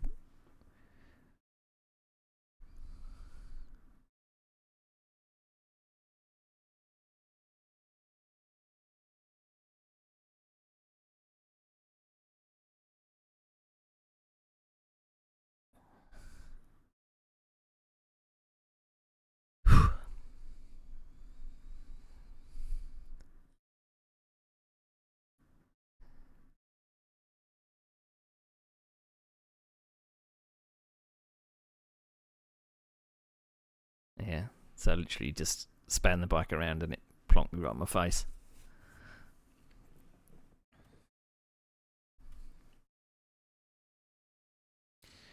So that was actually the first time that I'd actually come off the bike.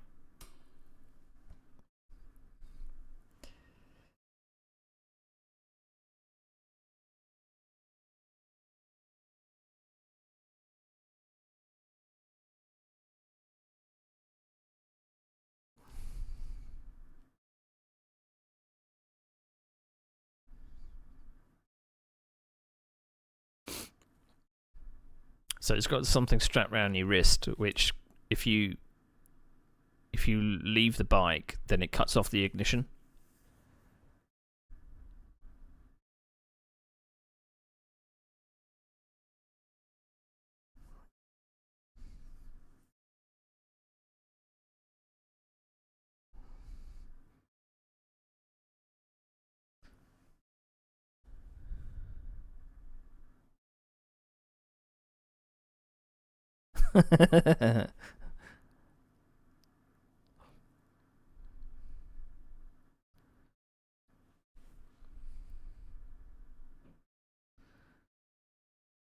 So I basically, from all the little practices that I'd done, doing one session in 2007, doing another one at the end of the year in 2008, and then invested in my own gear in 2000, the start 2009, and I really just I've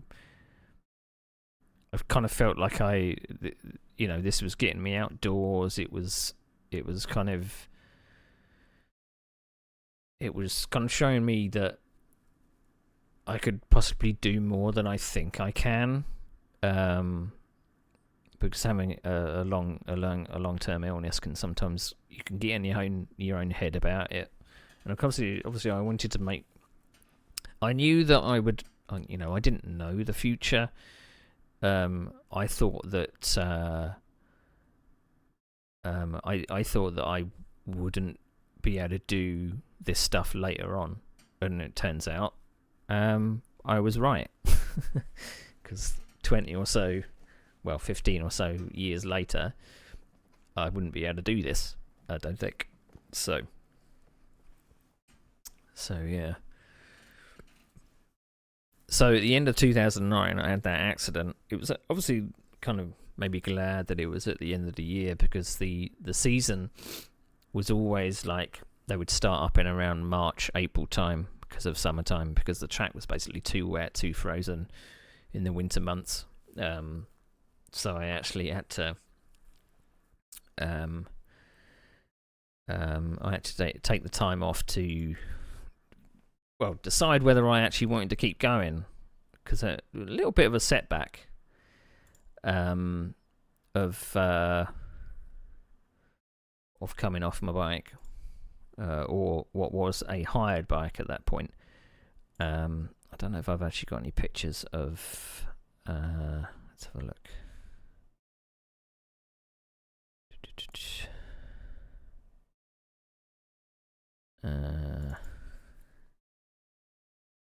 That's a picture of some of my equipment. Don't know if I actually have.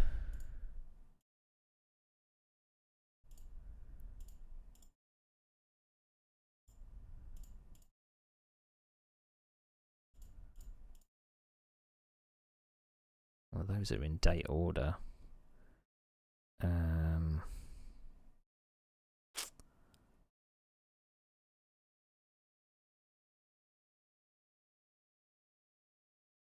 If I have any, because I obviously documented a few things.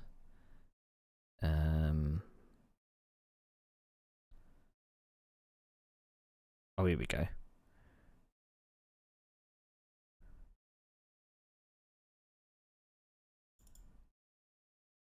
So that accident, it gave me a whacking bruise on my leg. Because I basically slipped off the bike. It went kind of perpendicular to the track, and then it went over. And then when it went over, the handlebars trapped my right leg between the bike and the handlebar. And when I went over, basically the weight of the bike was on my knee. And because the handlebar was trapped between the bike, my knee, and the handlebar, I couldn't move. So that's why I had to wait for someone else to pick me up. So yeah. So that was my injury from there.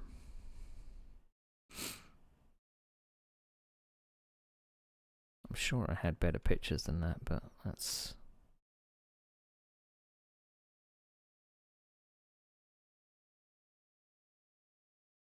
all I've got, I think.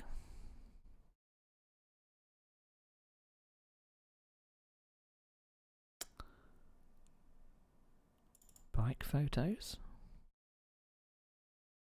No, that's an actual bike now.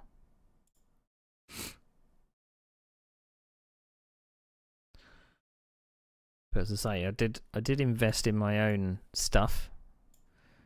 So I got my own helmet, because it's like wearing someone else's shoes. And wearing someone else's helmet is not that great either. Because you can't guarantee that it's been washed or anything. So I invested in my own helmet, got my own boots, and got my own gloves. So yeah.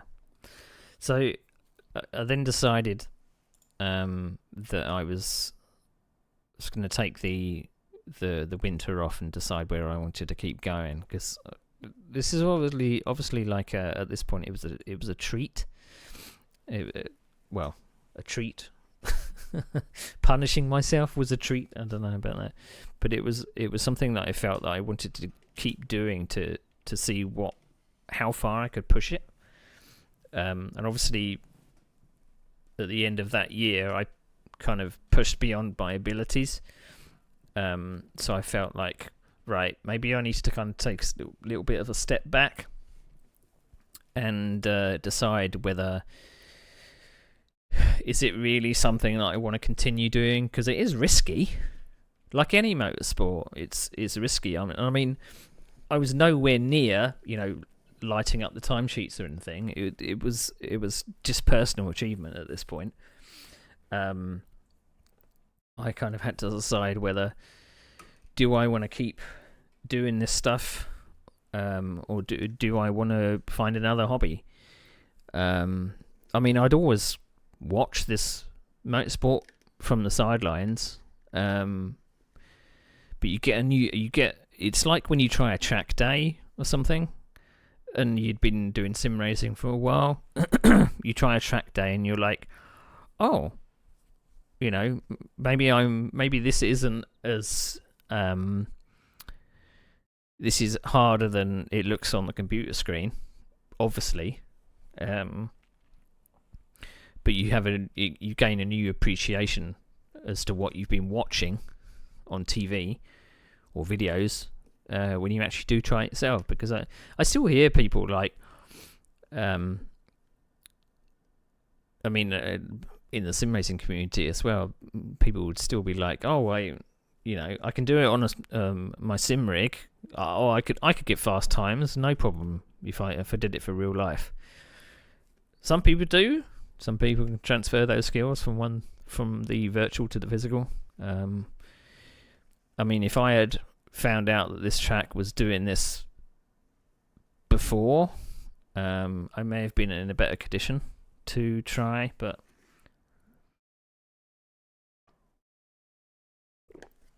who knows? Not to know, really. So I went back to basics. Because in some ways I felt that I maybe got onto the bigger bikes a bit too quickly.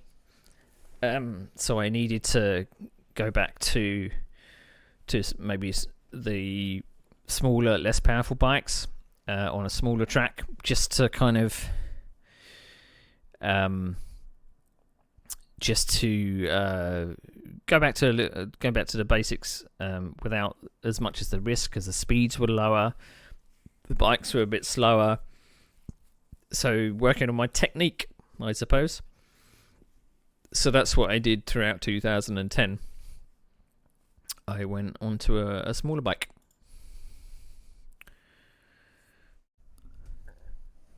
To be continued.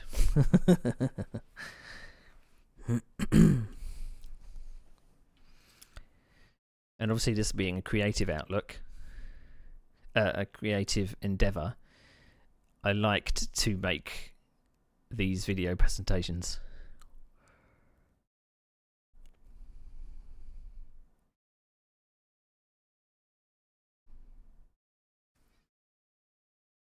It helped me flex my creative muscles.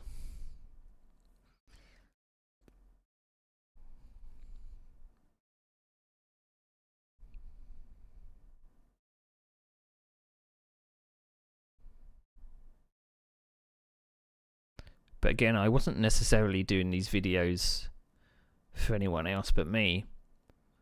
I was documenting the stuff and basically being a bit creative with it as well.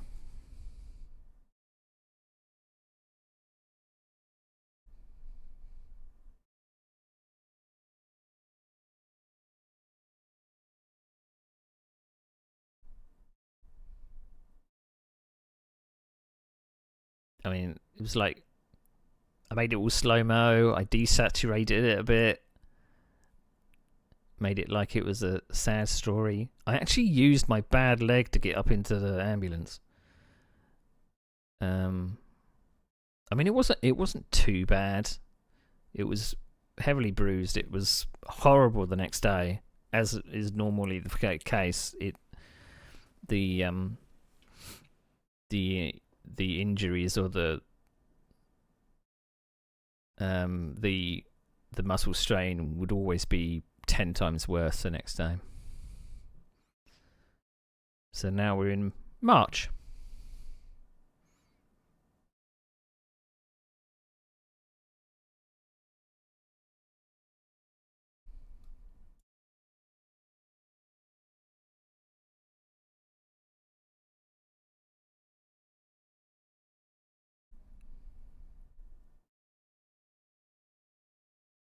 So you see the track is much, much smaller.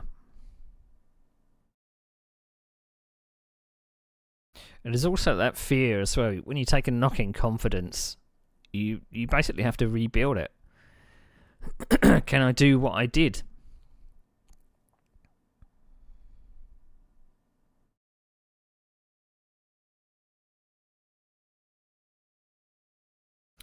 So I basically stepped back on a 125 from what was a 500cc.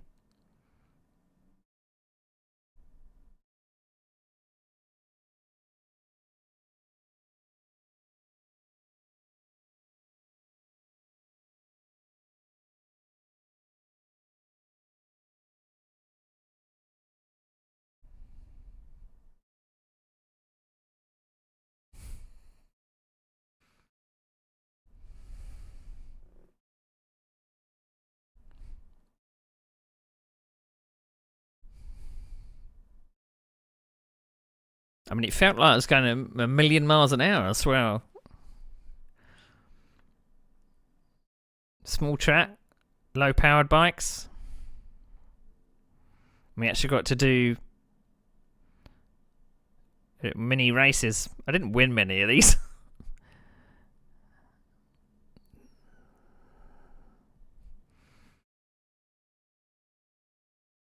I'm basically practicing with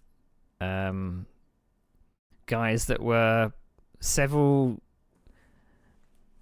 Let's just say they were young enough to be my son.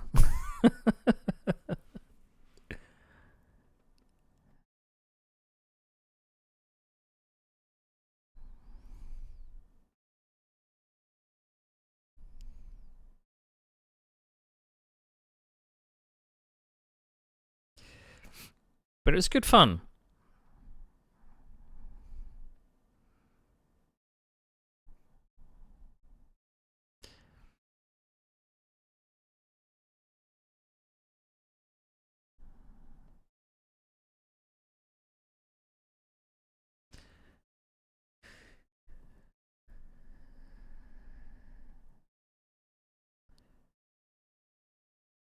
But it's all about trusting, trusting my body, trusting the bike.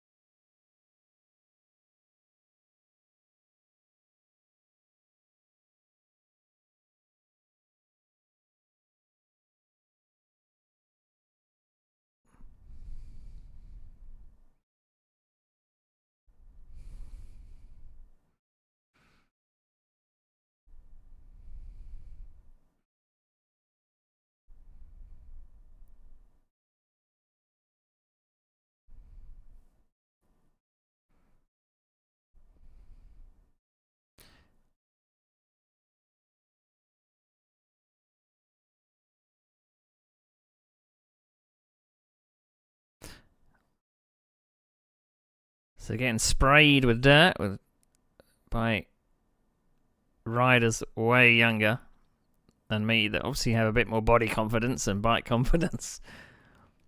Sometimes a little bit depressing, but I wouldn't say I won any of these heats, but I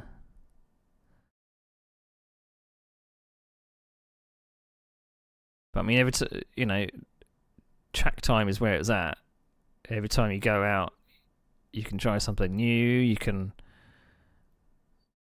and I mean, I don't think I was doing any kind of fitness stuff.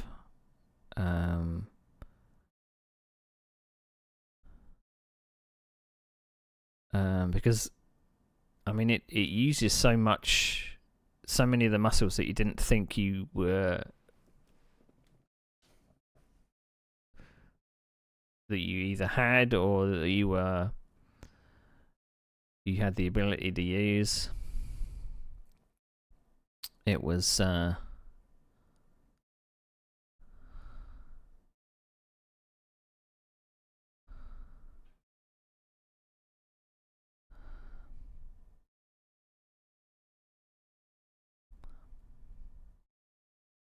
but many of the riders that I'm riding with on this circuit, some of them actually progressed to obviously riding on the main track, and some of them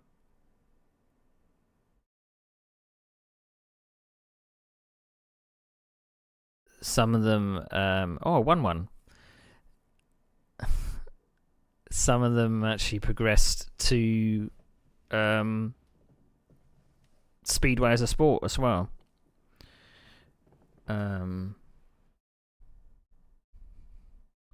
Which is kind of cool.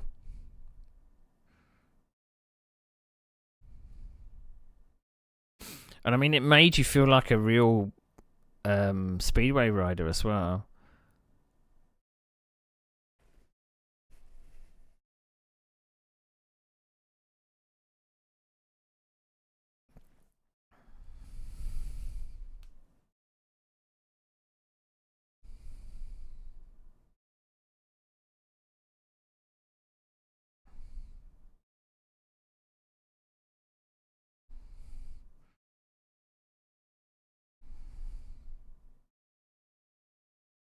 So a lot of people have no fear, which obviously helps. I, on the other hand, had still some brains which would try and rationalise what I was actually doing. And it was like, what are you doing? You're driving a bike with no brakes. This is nuts.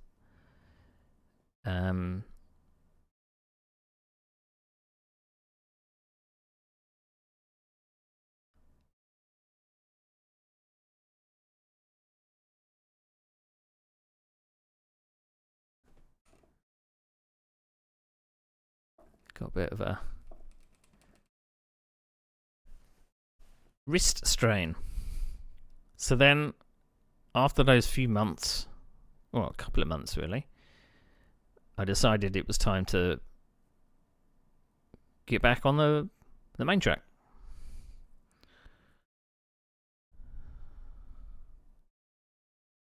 To see if everything that I'd learned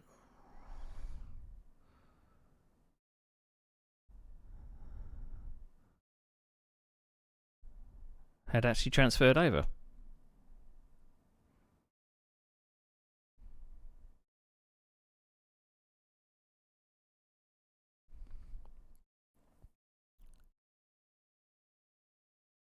I always had a tendency when the bike started up, because you literally got to be push started and drop the clutch.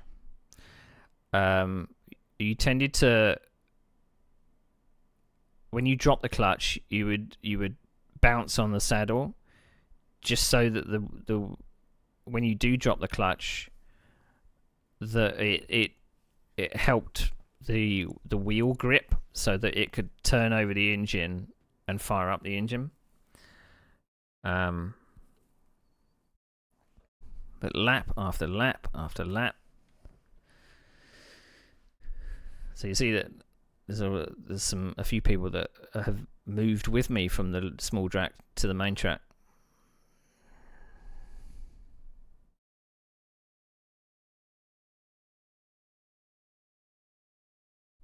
So got my confidence back, although my camera's pointing down at this point. I didn't check the angles of it. But I got my confidence back. I'm able to open the throttle again without fear of it sliding. I've now got my own boots and my own steel shoe.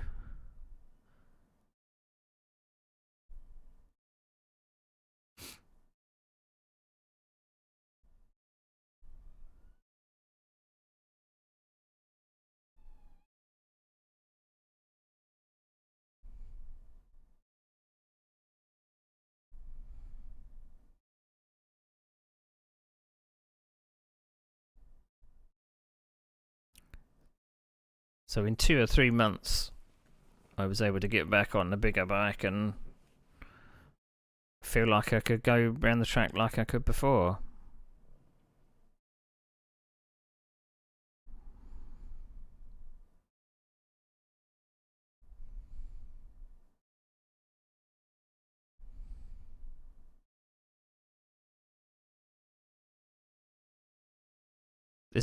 I mean, I don't know whether the fear ever really went away of once you get close to the boards. I mean, shutting off is the worst thing you can do.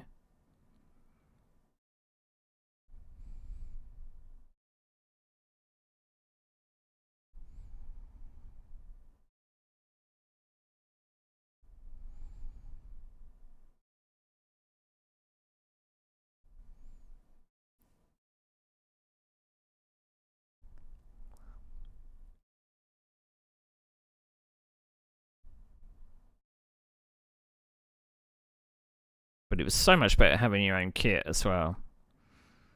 All you had to do was turn up and the bike was prepared that you'd hired for the day. And when you're in your own kit, you kind of become, it's like wearing your own shoe.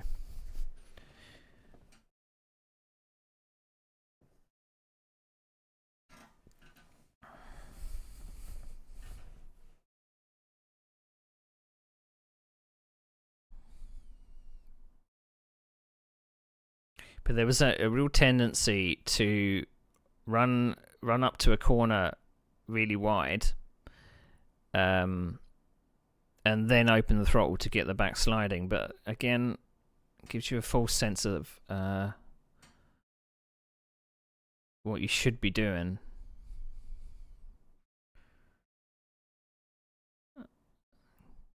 Again, got my camera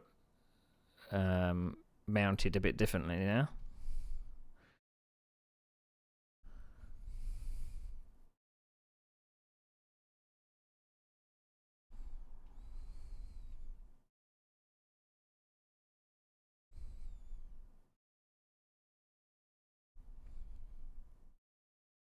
I mean, it looks like this is all in quick session, but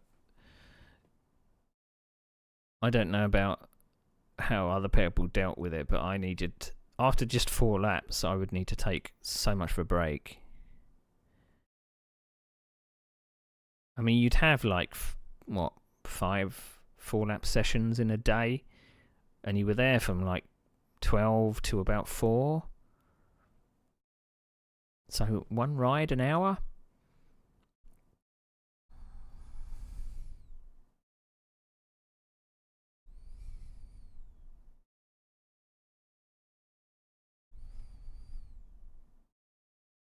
But I basically tried to kind of show in this video.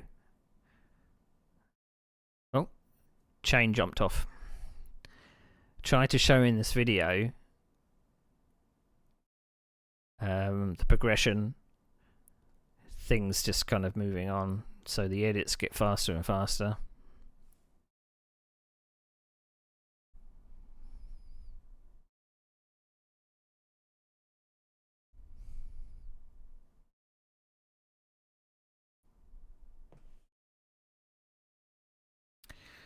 Alright, so at the end of 2010, so that was September odd. So I'd been hiring other people's equipment for that amount of time, and I was kind of wondering, well, where do I go from here? I can't keep hiring someone else's equipment. Is it worth investing in my own machinery? Now, I'd never owned a motorcycle at all. So this was all a bit new. I'm not mechanically minded in any sense of the word. I mean, I know the theory behind what an engine does, but I'm not very mechanically minded when it comes to that. So I had to, it was like having a really expensive mechanical Lego set. That's how I looked at it.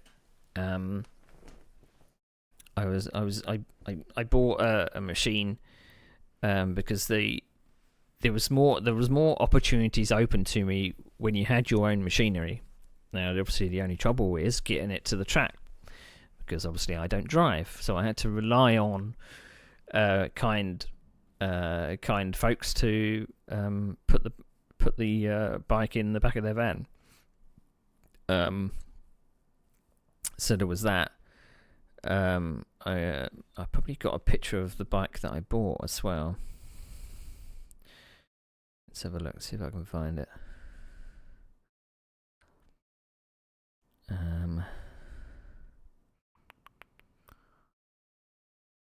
So I mean, I've probably got a picture of when I actually bought it as well. Maybe not. I don't know. There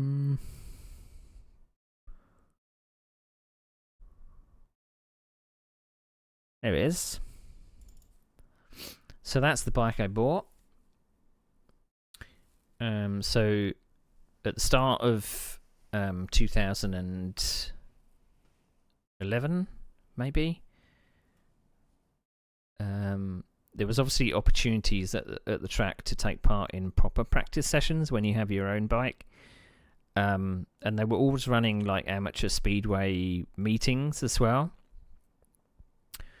So there was that, which was kind of cool. I didn't even know that existed, whether that they would run things like that for people just learning. You know, I wondered how people actually progressed from, you know, they didn't just kind of buy a bike and then enter the real stuff. You know, there had to be like a ladder of some kind. But I mean, this was my first purchase of anything mechanical. I've never bought a motorcycle, never bought a car. I mean, this is an off-road bike basically. But I managed to find a bike for sale from a friend that was involved in Welsh Speedway. So that's why it's got all of the dragons and the yellow, not the yellow, the green and the white and the red for Wales. So I decided, okay, now's the time to buy my own bike, and let's see where this goes, because the learning curve of then having to learn. Oh right, you need to replace the oil. Oh, you need to oil the chains. Oh, you need to do this, and this. And I mean, I've had experience a little bit of maintenance with my mountain bike, but nothing like where I'd had to take apart a carburetor and then put it back together. So as I say, it was like an adult size Lego set, you know. And we're talking like 2011. So at this point, just looking at my CV again.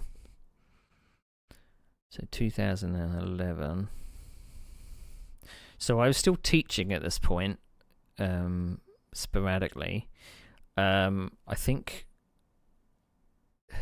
as well, at the start of 2010, I'd actually started self-employment, because I'd been made redundant from all of my teaching jobs, apart from a part-time teaching job, and it became obvious that because of my physical restrictions, there just didn't seem to be a job out there for me. Kept applying, kept trying, but there was always jobs out there where I looked at the job and went, I can't do that. I physically cannot cope with doing that job. And I mean, when you look at the job versus me doing what I'm doing on track, it pales in comparison. Imagine you're doing something 9 to 5 every single day is different from doing something of a physical nature 4 times in a day, every month, every 2 weeks. I mean, the recovery time after every, I never showed kind of the aftermath of what it was like the day after. I mean, I had like social media and stuff like that, and I would kind of post on that of what I was doing, and just to come maybe inspire others that were maybe on the fence of doing something out of their comfort zone. I wanted to kind of inspire them. So not only were the videos a creative outlet for me, it was also to kind of say, look, this is the problem I've got. I'm doing that despite the problems that I have. So it's possible. So that's what I was. That's the message I was trying to get across. Now, in the start of 2011 as well, because I'd got my own bike, I decided to do something with it. So hopefully the video will show what I was doing it for. Again, to be continued. So I put these all out in series.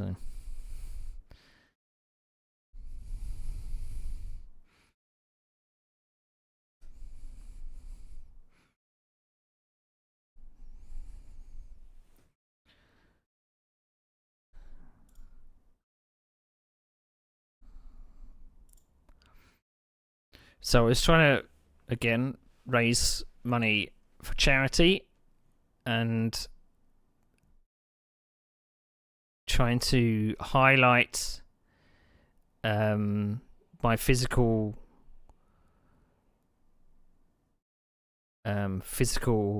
problems with my spine and stuff like that. So I started amateur racing. Something that I thought I would never be able to do.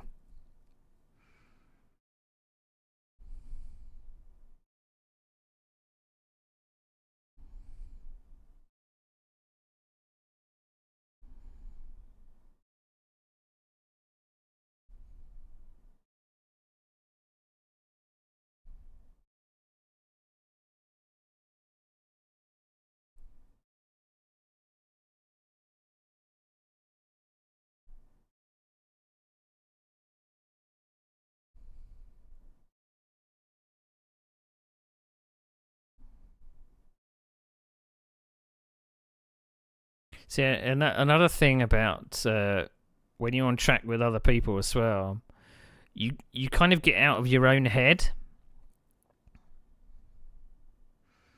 I did have a couple of crashes. You got out of your own head a little when it's not just your own. You're not just worrying about yourself. You're worrying about all the riders around you.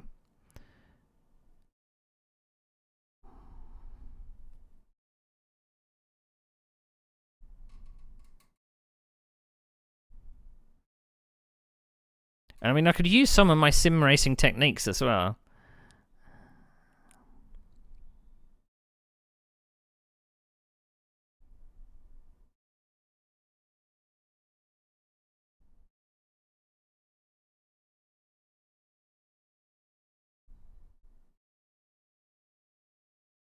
And I got to travel to Kings Lynn, which is a track that was used for proper speedway.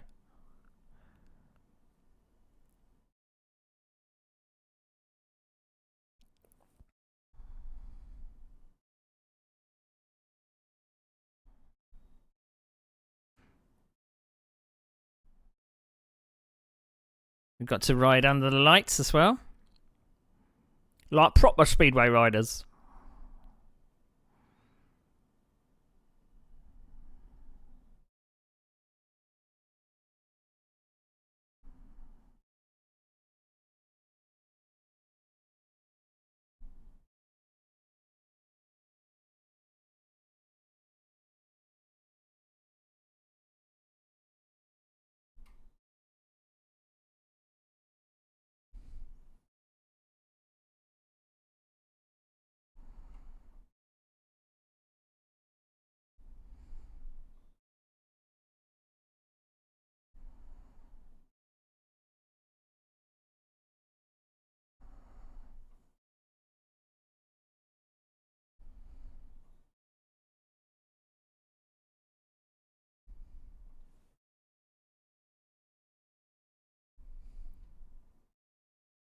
I just think this was a perfect shot at the end, because this was my last race in 2013, and the lighting was perfect, and the fact that this was my last 4 laps.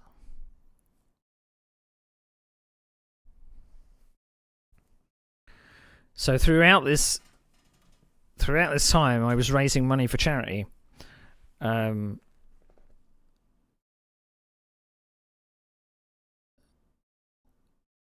So between 2011 and 2013, I think I raised about 1,600 quid.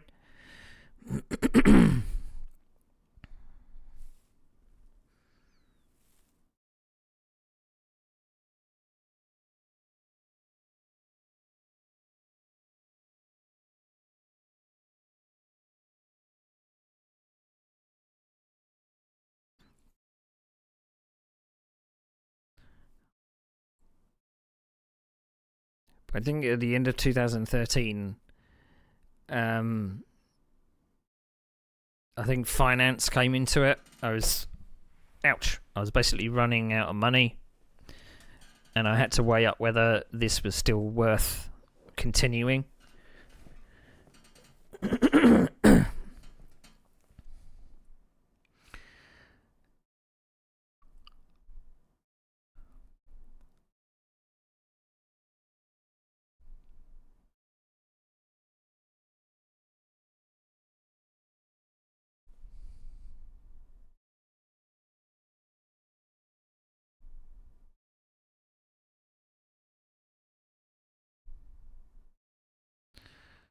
So it was a matter of weighing up. I'd had 2 years of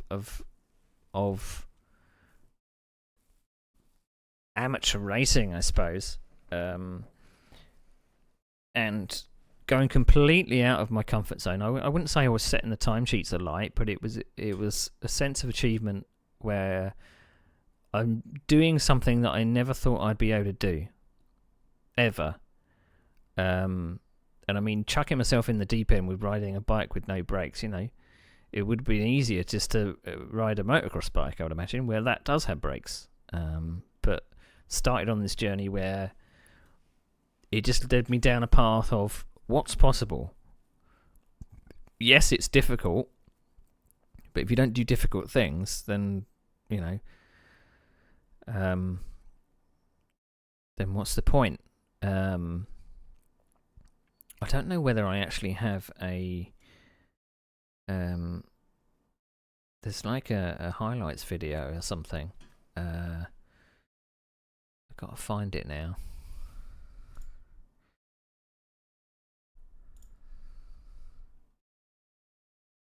Where is it?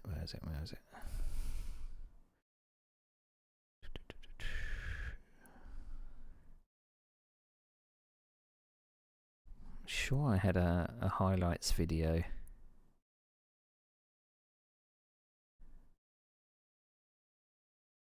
Let's see if I can find it.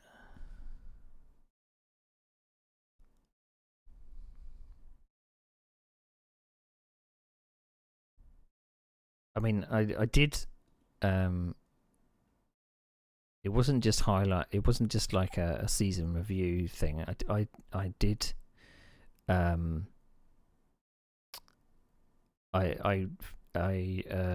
did videos on every single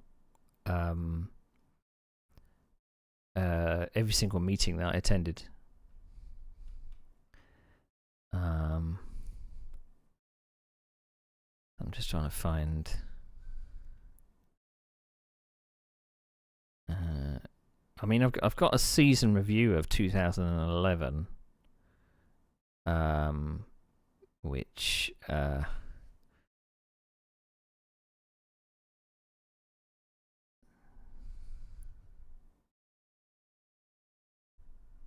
well, I'll show you what happened at the end of 2011,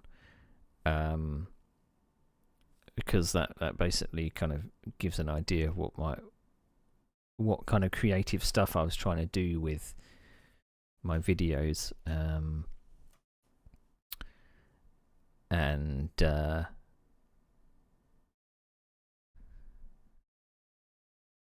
yeah, so this is the kind of thing that I was making.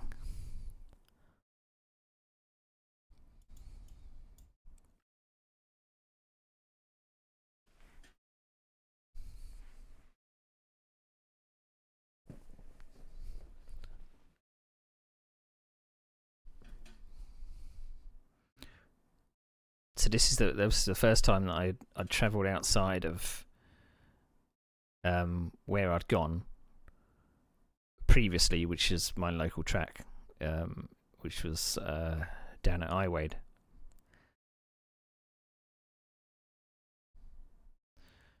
So this was up north. I'd never actually been to Kings Lynn before I actually travelled here. So to travel to a completely different place to ride for the first ever time, and we would be racing around it as well. I mean, I was always in what was called the support league, I suppose, the support series, because I was one of the slower riders. So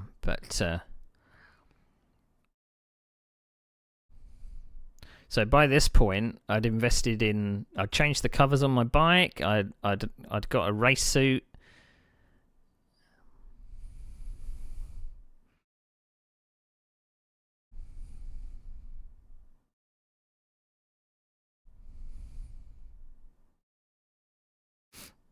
And it certainly makes a difference when you've got your own machinery, so it can be somewhat predictable.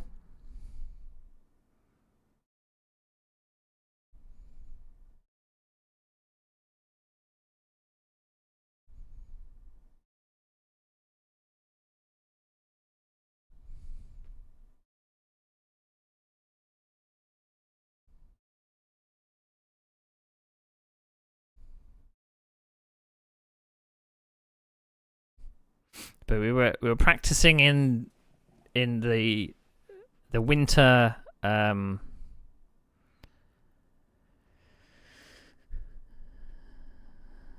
The winter up north, but then it would turn to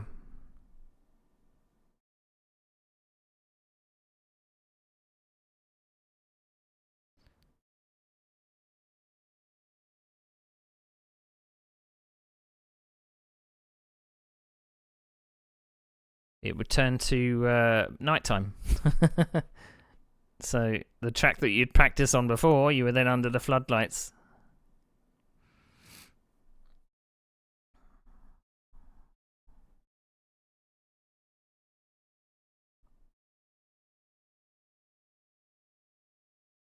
And it was a bigger track as well. Completely different to what I'd been learning on. So again, just chucking myself right in the deep end.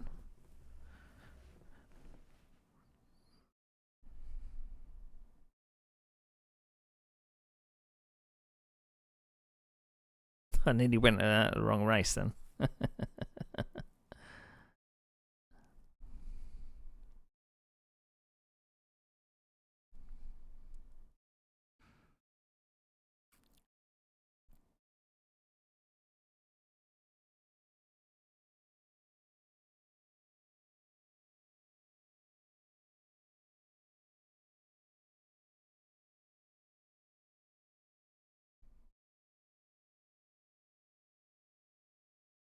So my first ever race at what is Kings Lynn or Norfolk Arena.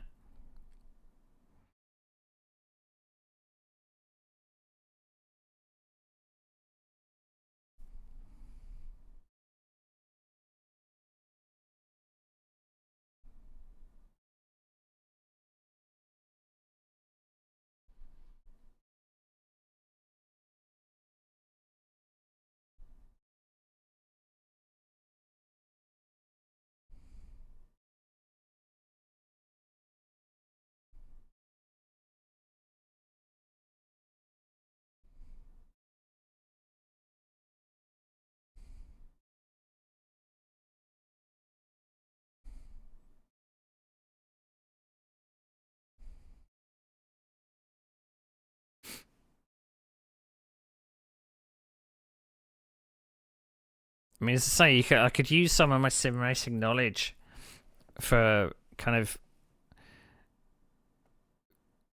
trying to figure out what the bikes were doing up front.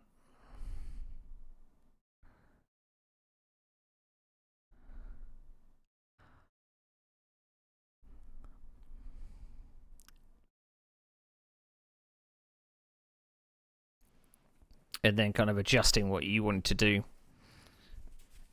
I mean, you could kind of do like going out wide and doing a cutback, you know, like you would do in real racing. So I could use some of track knowledge, you know.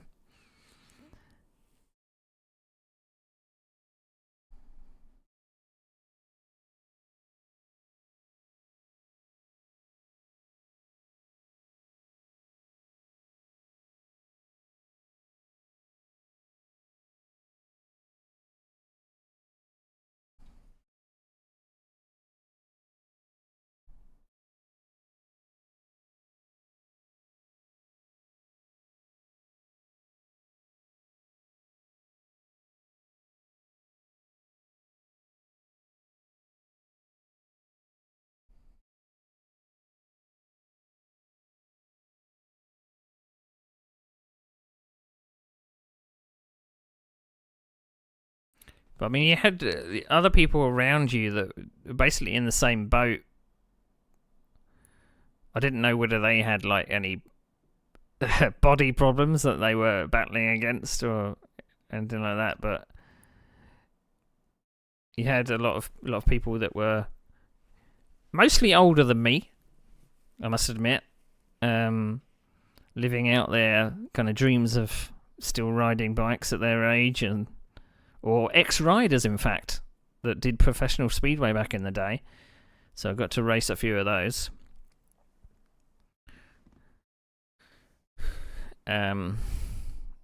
But as I say, it's kind of like my sim racing, where I wasn't really. I was a midfield runner with the occasional flash of brilliance.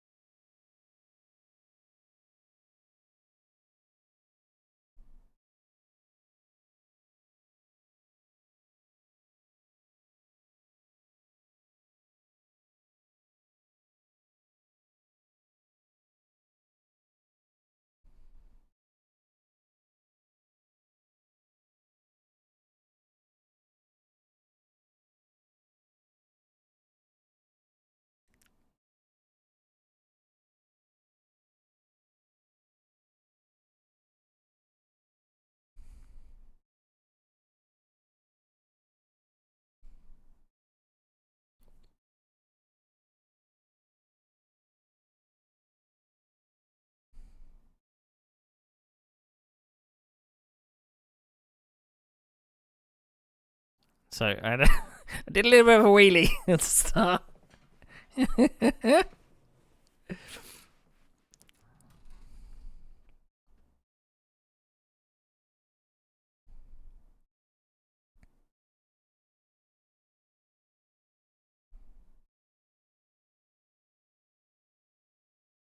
So I'm basically running second at the moment, I think, with someone right on my rear wheel. And I mean, you can hear bikes around you, and admittedly, you can probably see the shadows if someone's close to you.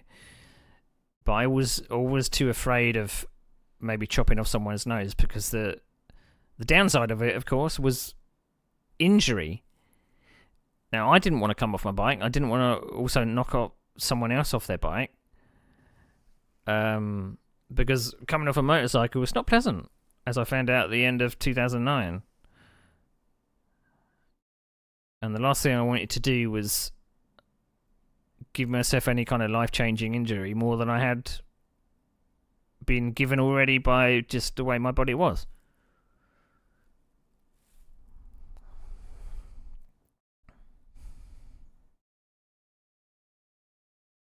So another second place.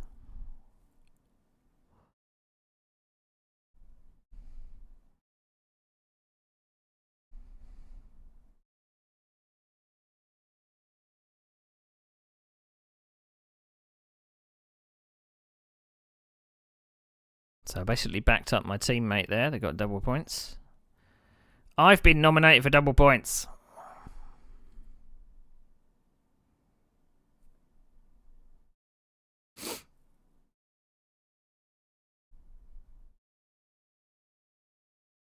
So my teammate in yellow there.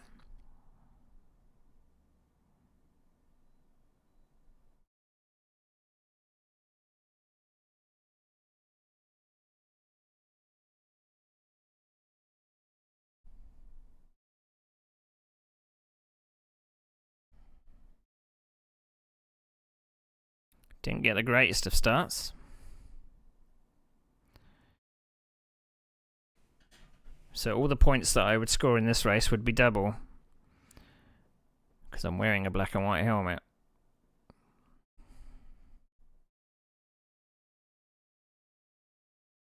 So I'm trying desperately to find how I'm going to get past this guy in front.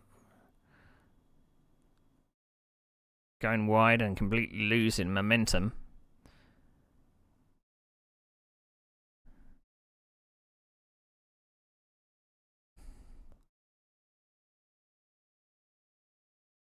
I mean, if I'd made a better start, I would have been alright. And I think I do. I might be over the top of him now, so I'm in third. So that'll be 2 points instead of 1 point, but I went a bit wide.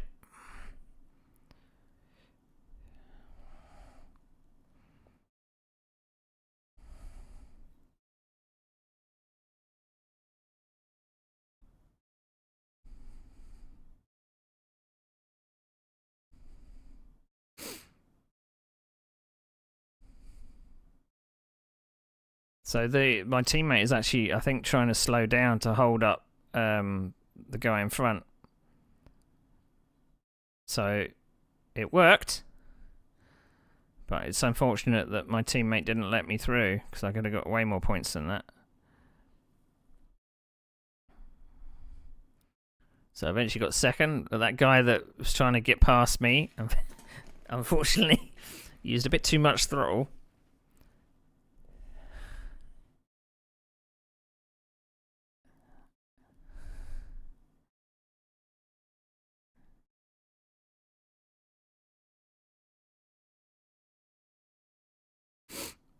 Yeah.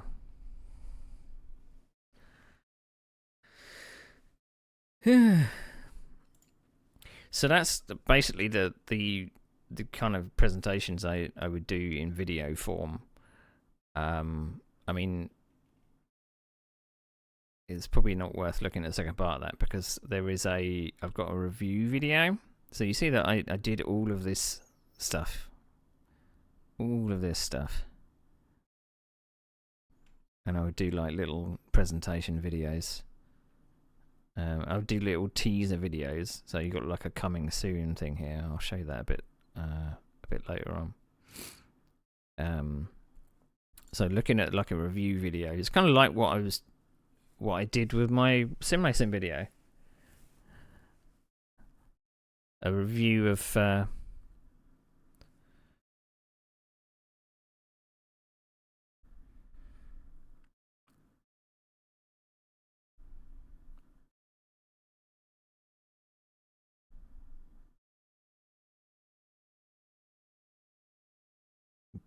flexing my creative muscles.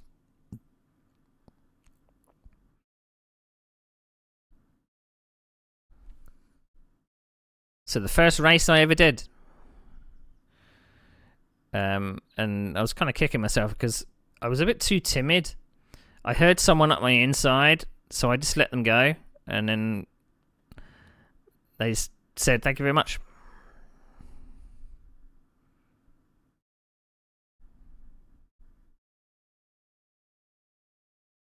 And then I just couldn't get past him. But again, this is the first time I'd been on track with other riders actually physically racing, so it was completely different to being alone on track, because you've got to worry about yourself, you've got to worry about other people.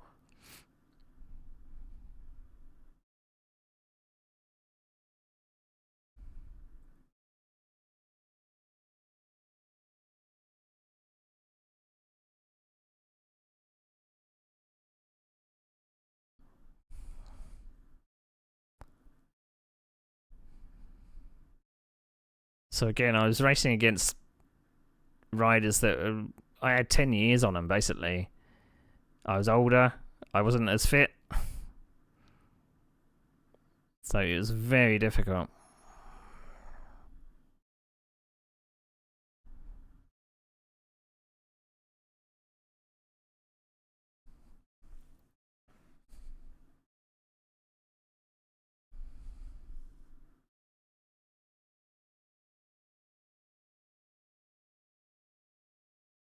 But I got good shots of everybody else.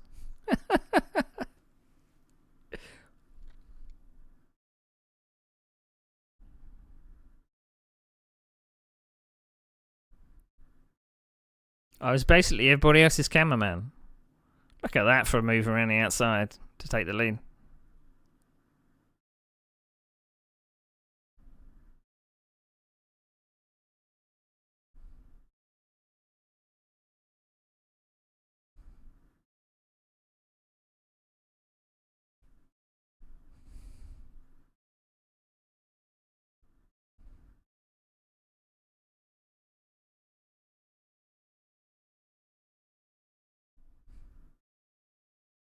I mean, I kind of knew a little bit because of the sim racing background that bike placement, car placement are all kind of similar. Put yourself where the other bike isn't, you know? But it was all about confidence and whether you felt that you couldn't really stab one up to on the inside because you can't outbrake anybody.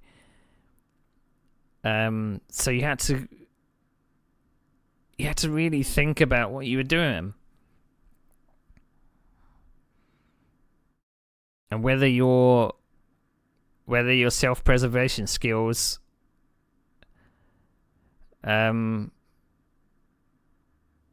match your aspirations to get a couple of points.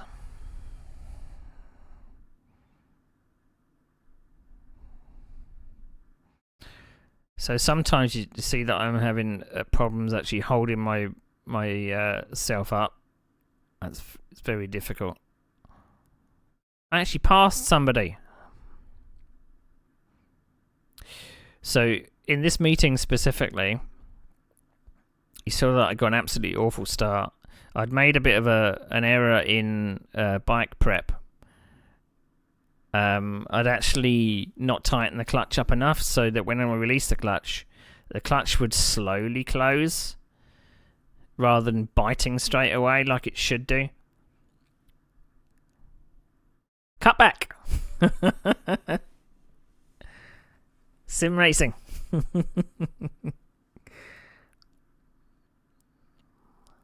That's another place. So I could pass people. Just not all the time.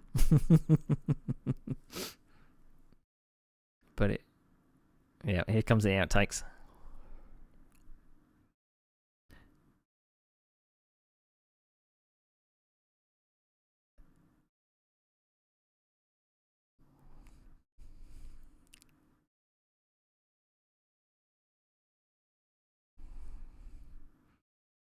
So I was sitting too far back on the bike, and up it went.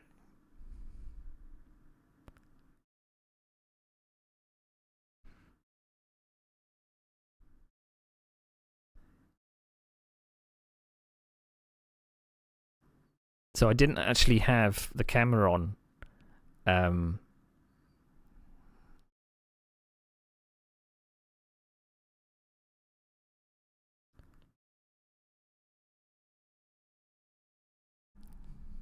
So when you're not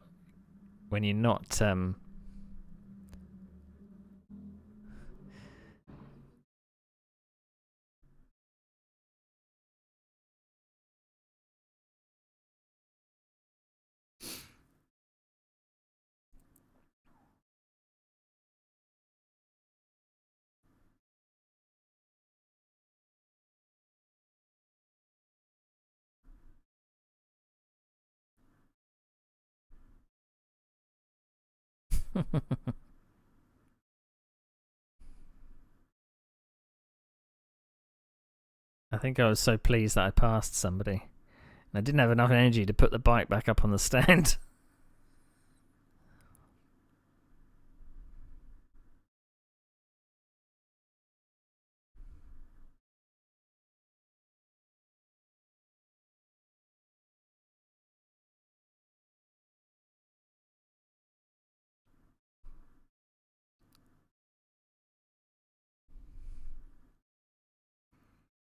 Absolutely filled in.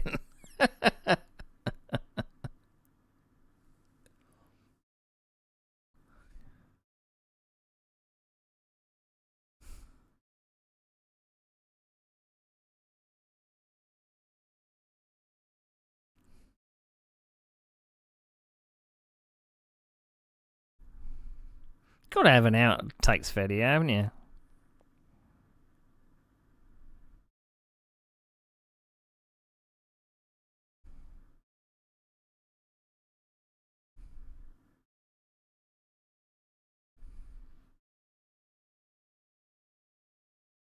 So you've got to capture things like this. Whoopsie daisy.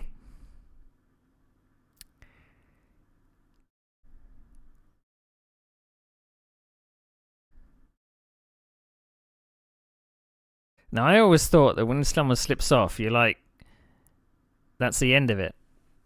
I forgot that it isn't until you see the red flag. Now, I think technically he got me on the line, but I was still classed as second.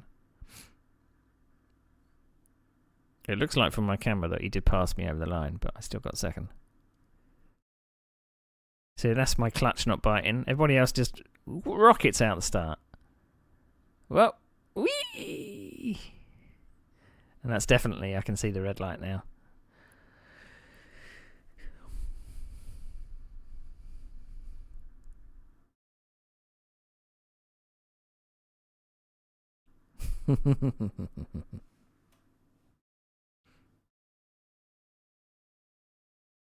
Some people don't like being on camera.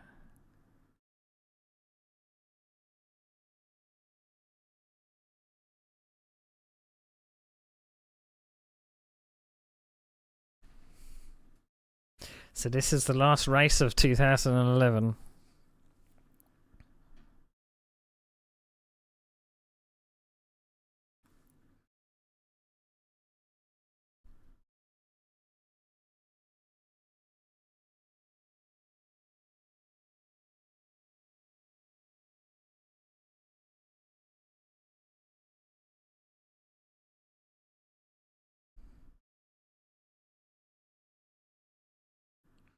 But I actually felt competitive. I could actually push the issue. So this is me going for first, yeah? Obviously the white balance of the camera and the exposure didn't really do me any favours because it was just getting too dim for it.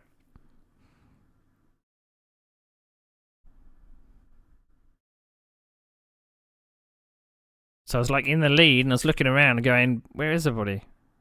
What's going on? Because this was rare. Absolutely rare.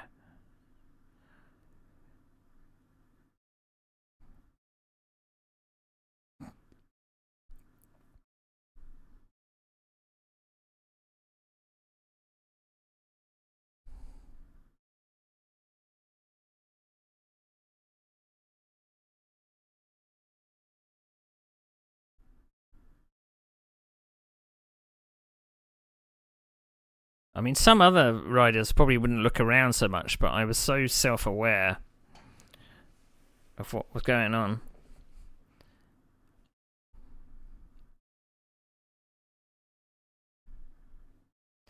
And I got an award as well. I got Rider of the Day.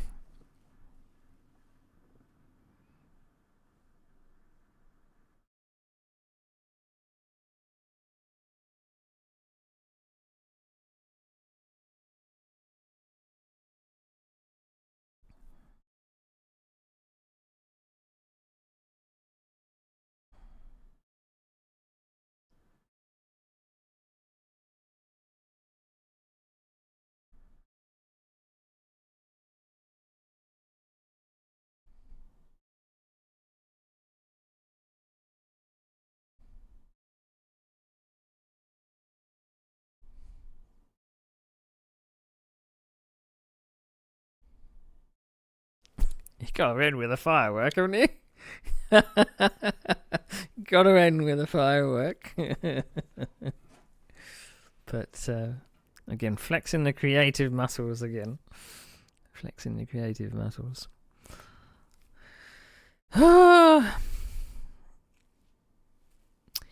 So,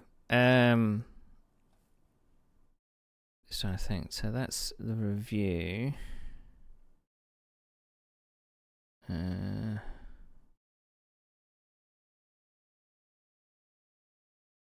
So I think, what tabs have I got open?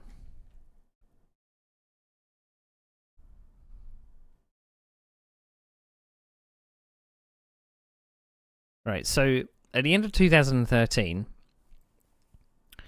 as I say, I'd kind of come to the conclusion that maybe just throwing my money at this thing, I had to take a bit of stock and kind of think of, you know, what do I now want to do?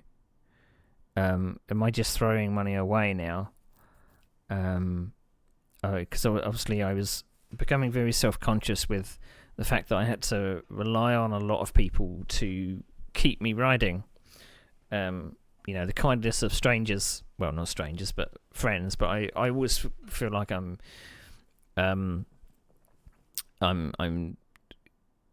I was always feeling like that I had to ask for support. Support wasn't automatically given. No one volunteered or seemed to volunteer their transport or anything, because obviously they would have to take time out, and they would incur a little bit of cost perhaps to come pick me up and put my bike in the back of their van and stuff like that. So I got very self-conscious about that, and I think at that point I had a few finance problems, and I needed to kind of take a step back, and I think this was around the time when streaming was picking up a bit, and I don't know whether it was around 2013-ish, but I basically got back into streaming and sim racing, and because obviously at the end of 2013-14, that would be kind of where R Factor was really kind of tailing off. Then you had 2015, which was when R Factor 2 came around, and that's when I kind of really began streaming to a larger extent. OBS was becoming more of a thing. I don't think Twitch was even it was still Justin.tv at that point, I think. But yeah. So obviously I'm at this point I'm still self-employed. It was easier on finances were still very, very difficult like they are now, but it was a lot easier to kind of say, well, I'm my own boss, I can do whatever I want, kind of thing. So at the end of 2013, after raising money every single year for what was the Scoliosis Campaign Fund, so I raised money in 2011, 2012 and 2013.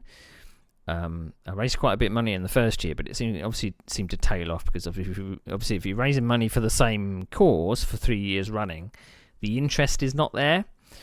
And I kind of did my best with the energy that I had to promote the charity, and I was able to meet some of the members of the charity as well, which was kind of cool. Now I have a very mild case of scoliosis, but my main problem isn't scoliosis, as noted in the first video, but the condition I've got in my back and in my spine, there isn't a charity that supported that, so I had to kind of find a charity which was kind of related in some respects. And it's very easy to kind of put out a video of things that are I don't know how to explain it. If you put out a video, and I'm not on camera explaining and things like that, you can kind of see it as a third person. If I was like in front of the camera explaining the stuff, I don't think I would have been able to do it. I might have, garnered a bit more support. But I could create these videos anonymously, kind of in inverted commas. I wasn't really anonymous, I had a presence on social media and all that kind of stuff, and all my videos I'd promote ever so often. But again, at the end of 2013, I felt like I was running a bit empty with doing the charity fundraising. I felt that the money was always going to be, going down and down. I can't keep asking people to donate to this cause. I mean, I was using my own money to do this amateur racing, and I was asking people to donate towards a charity on my behalf. so I was completely self-funded.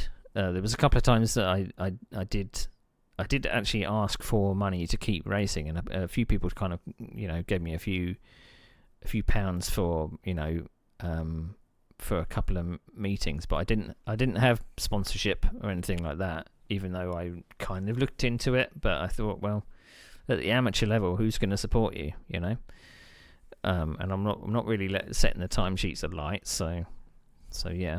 So I decided at the end of 2013 that would be my last bit of racing, and I would focus on doing other stuff. So I kind of I created a tongue-in-cheek video of me kind of selling up. So I'll show you that.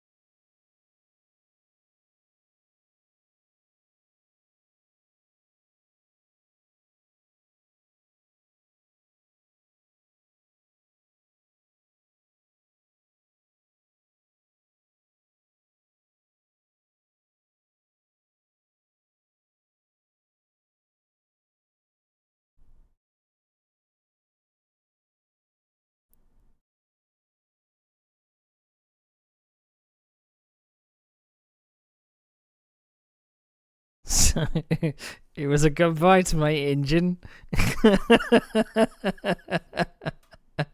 It was me saying goodbye to my bike, basically.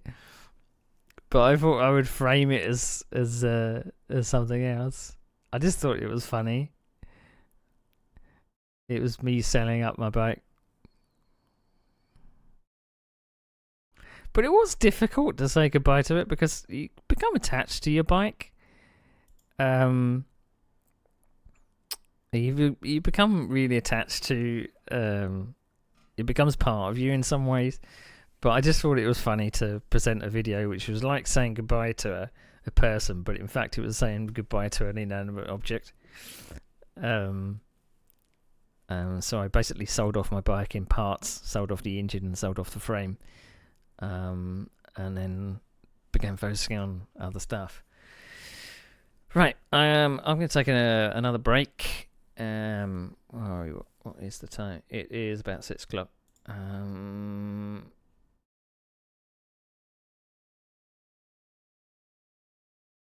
Shit, I meant to be broadcasting racing. Okay, I'll be back with that. I'm a bit late. Gosh.